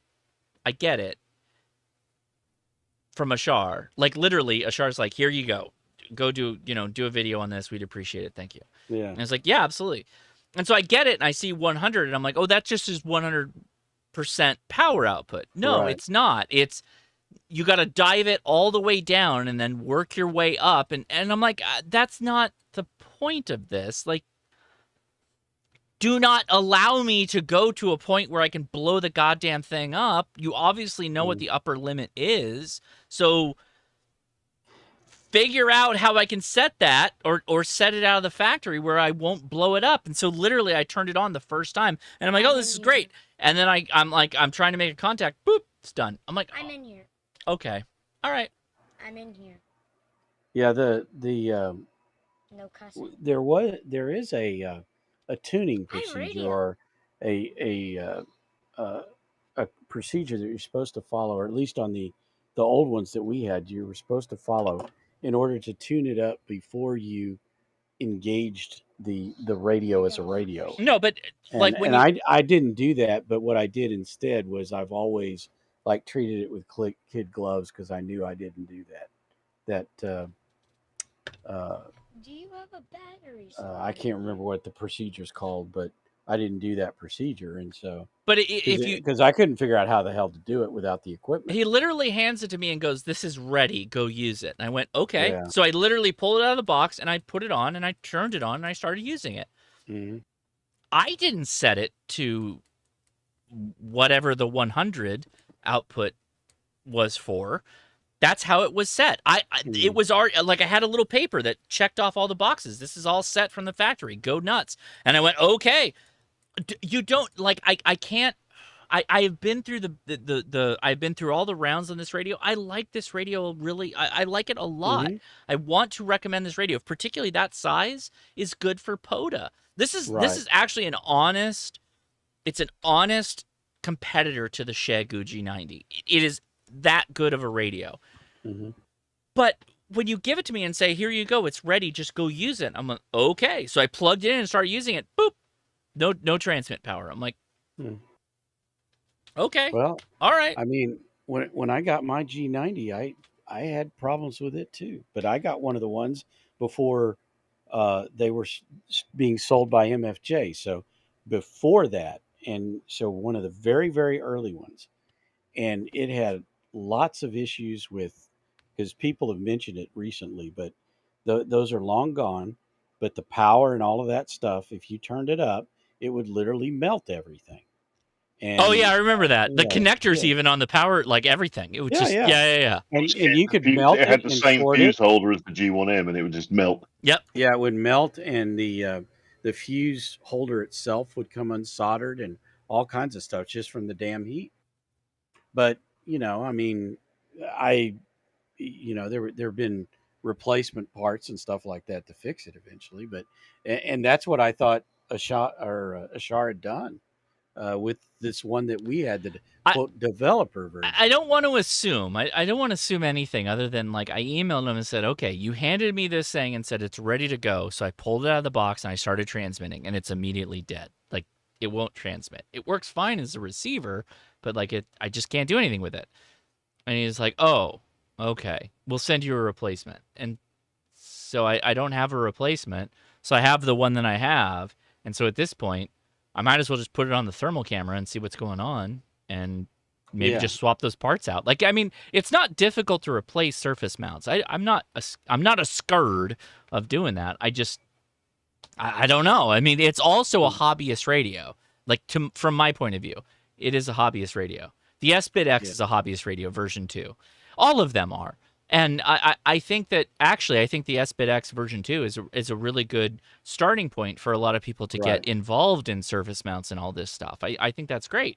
Totally on board with that. I just didn't expect it. Like you said that it's calibrated and ready to run, and then I open it. It's like, oh no, don't run it the way it's set up. It's got to be, you got to go like, well, tell me that, and then I'll do it. I will. I promise.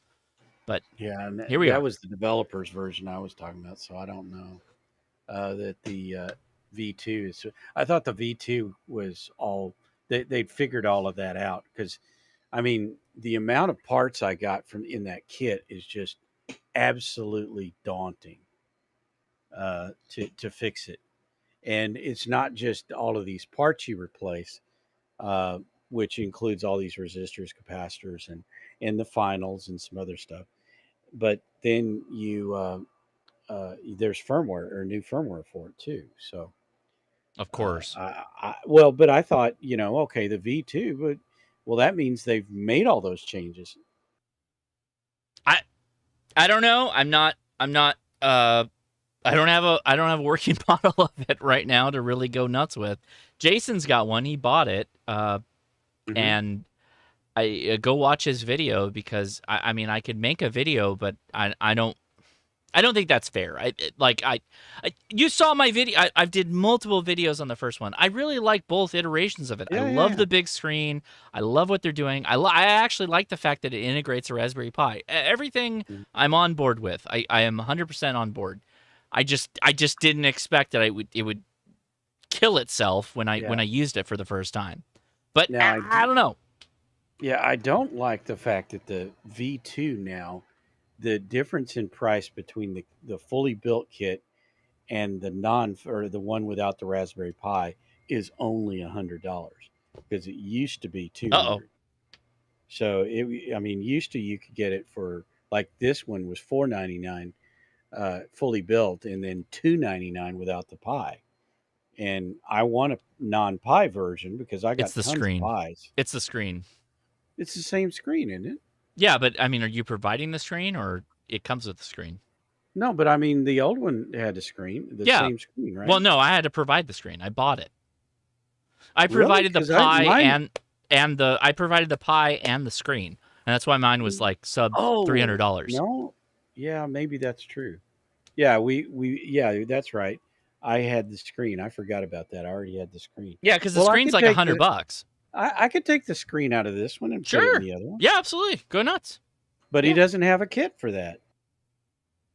Well, well, okay. I don't know. I don't know about the new one. Yeah, what he does on he drops $100 off of it without the Pi. Mm-hmm. But I don't. Yeah, you're right. I don't need the screen either because I could take the screen out of this one, or go buy one for like $70 out at Micro Center, mm-hmm. and I'll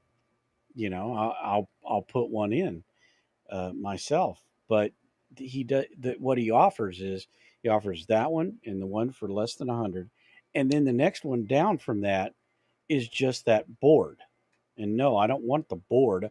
I want the board and the case and all of that put together.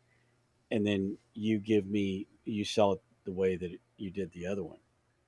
But I don't see that. Maybe he'll eventually offer it, but yeah. Well, I love we're getting people that are coming out to Huntsville. I think Huntsville is quickly becoming like the new hot trend in the Ham Fest, to be honest. Yeah. I think that we can take more time to hang out with each other because literally I can get through the entire floor in a couple of hours. I can live stream the whole thing and I can do like 2 live streams, first on the floor and then second on the swaps table. I can be done with that day 1. The next day we're just hanging out, but then like the best part about Huntsville is the Montsano like meetups that we do. Like there's so many like after hours. Like you don't even have to be. It's not even show days. Let me point that out to you. I don't know necessarily how to do this. Not on Friday. Friday and Saturday we got pavilions. So Ham Radio, actually Vern 6. Thank you, Vern 6. He bought all the pavilions. They're all bought. He's covered us. Yeah. We're good. Thanks to Vern 6. Shout out to Vern 6. Great guy. But every day, I think through Tuesday, possibly Wednesday, you can go up to Montsano and there's going to be hams. I would strongly encourage you to join the Discords for those hams and make sure you're talking with them before you just like show up, that kind of thing. Or get a campsite there, or, whatever, and join in on the fun because that's literally what we got right now. There's a lot of options. T.O. said that he's getting there on Monday and he'll be expecting people to come by starting on Monday. Please go bring her in right now. I made a mistake because when I looked at it, I thought, for some reason I thought it was going to take me 2 days to get there and driving. And then I looked at it today it was today, and it's 10 hours from here. Like, no, that's exactly the same amount or in fact, it's less time than it takes me to get to El Paso. Right. So I'm like, well, geez, I can easily do that in a day. So I'm going to leave on Monday. I'll probably be there on Tuesday, but I started the hotel at Wednesday. So I've got to find I've got to find a place around there to stay for a day until my hotel becomes available. Maybe, and I'm going to call the hotel and see if I can push it back a day. There you go. Because I'll be there I'll probably be there Monday night, but I don't think I want to pay that hotel for 2 more days. Get a cheap motel out somewhere. Well, I think I'm going to wrap it up here. I am, man, I will be activating a SOTA on CW. I can say that much. I'm confident that I'll be doing that. Between where we're at right now on the 15th, and we're going to be going So, by the way, the first weekend in August might be a wild stream. I don't know what to expect, but I'm super excited. This is going to be really cool. The fact that I could just do 5 contacts in like 20 minutes, I'm pretty happy about that. I cannot tell you how it gave me the that CW. The CW high is not something to be trifled with. That's a real thing. So, what antennas are y'all taking? Ben's here. And Buddy Hex. Yeah, Buddy Hex. I'm gonna be backpacking in the Buddy Hex. you know how I Pop-Pop am. has I'm driving my show, van, so I have no problem. like Ben, what do you alone ask? in Okay, the hold Now, on. Ben's whether or asking me not I something. put it up or not, I don't know. It So, depends on, because I'm not remember staying at how I Montecito. watched, I gotta I'm wrap up the definitely chat. taking Can the I wrap Buddy up the Hex. chat, or do you And want I'll to say something have in the chat? the probably my cars and Nah, it's just because I'm not the again, I have the I'm van, so I can take as many antennas as I want.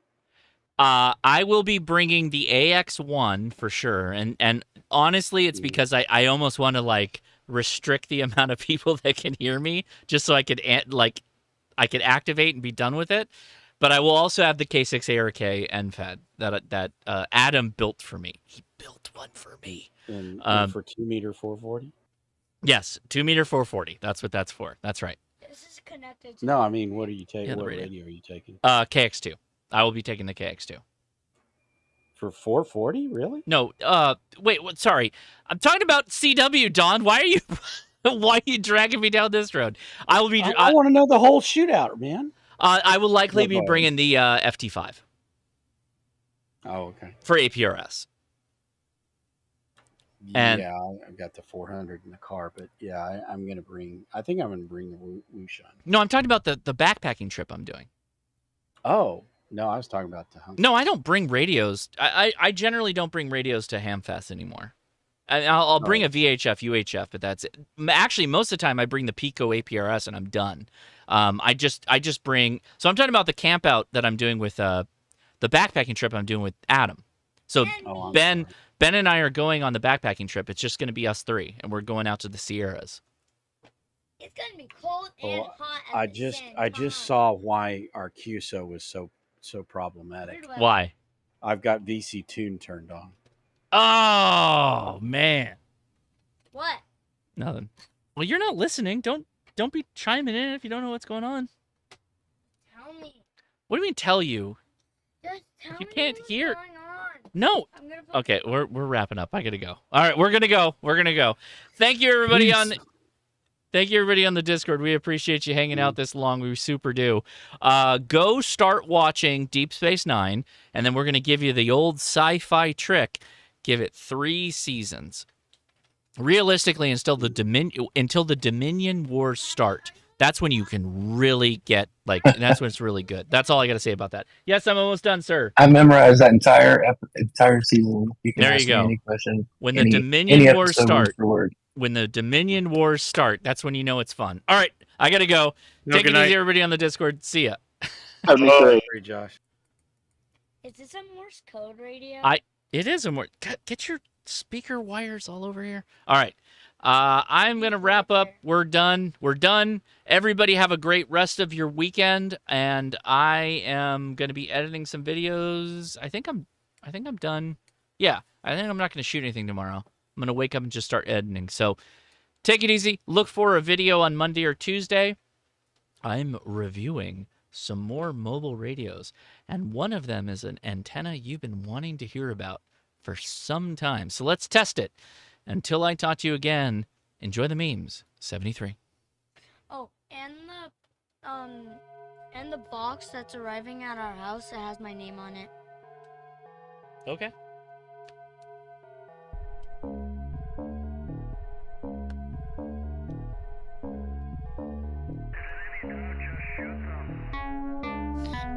Let's go watch 300. Based Garak. Let's go. I don't know if my dad's seen 300 though. Yeah, he has it. We can't just like start it in the middle of it. He's not gonna understand what's going on. I know. That's why I'm saying from the beginning. I didn't even see the beginning.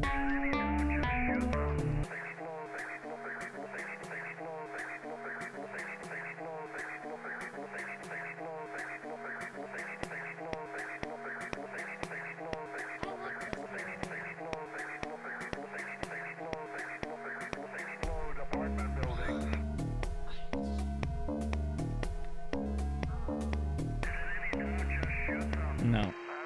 Wait. Is it? Yeah, that's right. You put a 9-volt on there. You get to attach an antenna. You're not right. You're just you know how the things go together. All right. Good night.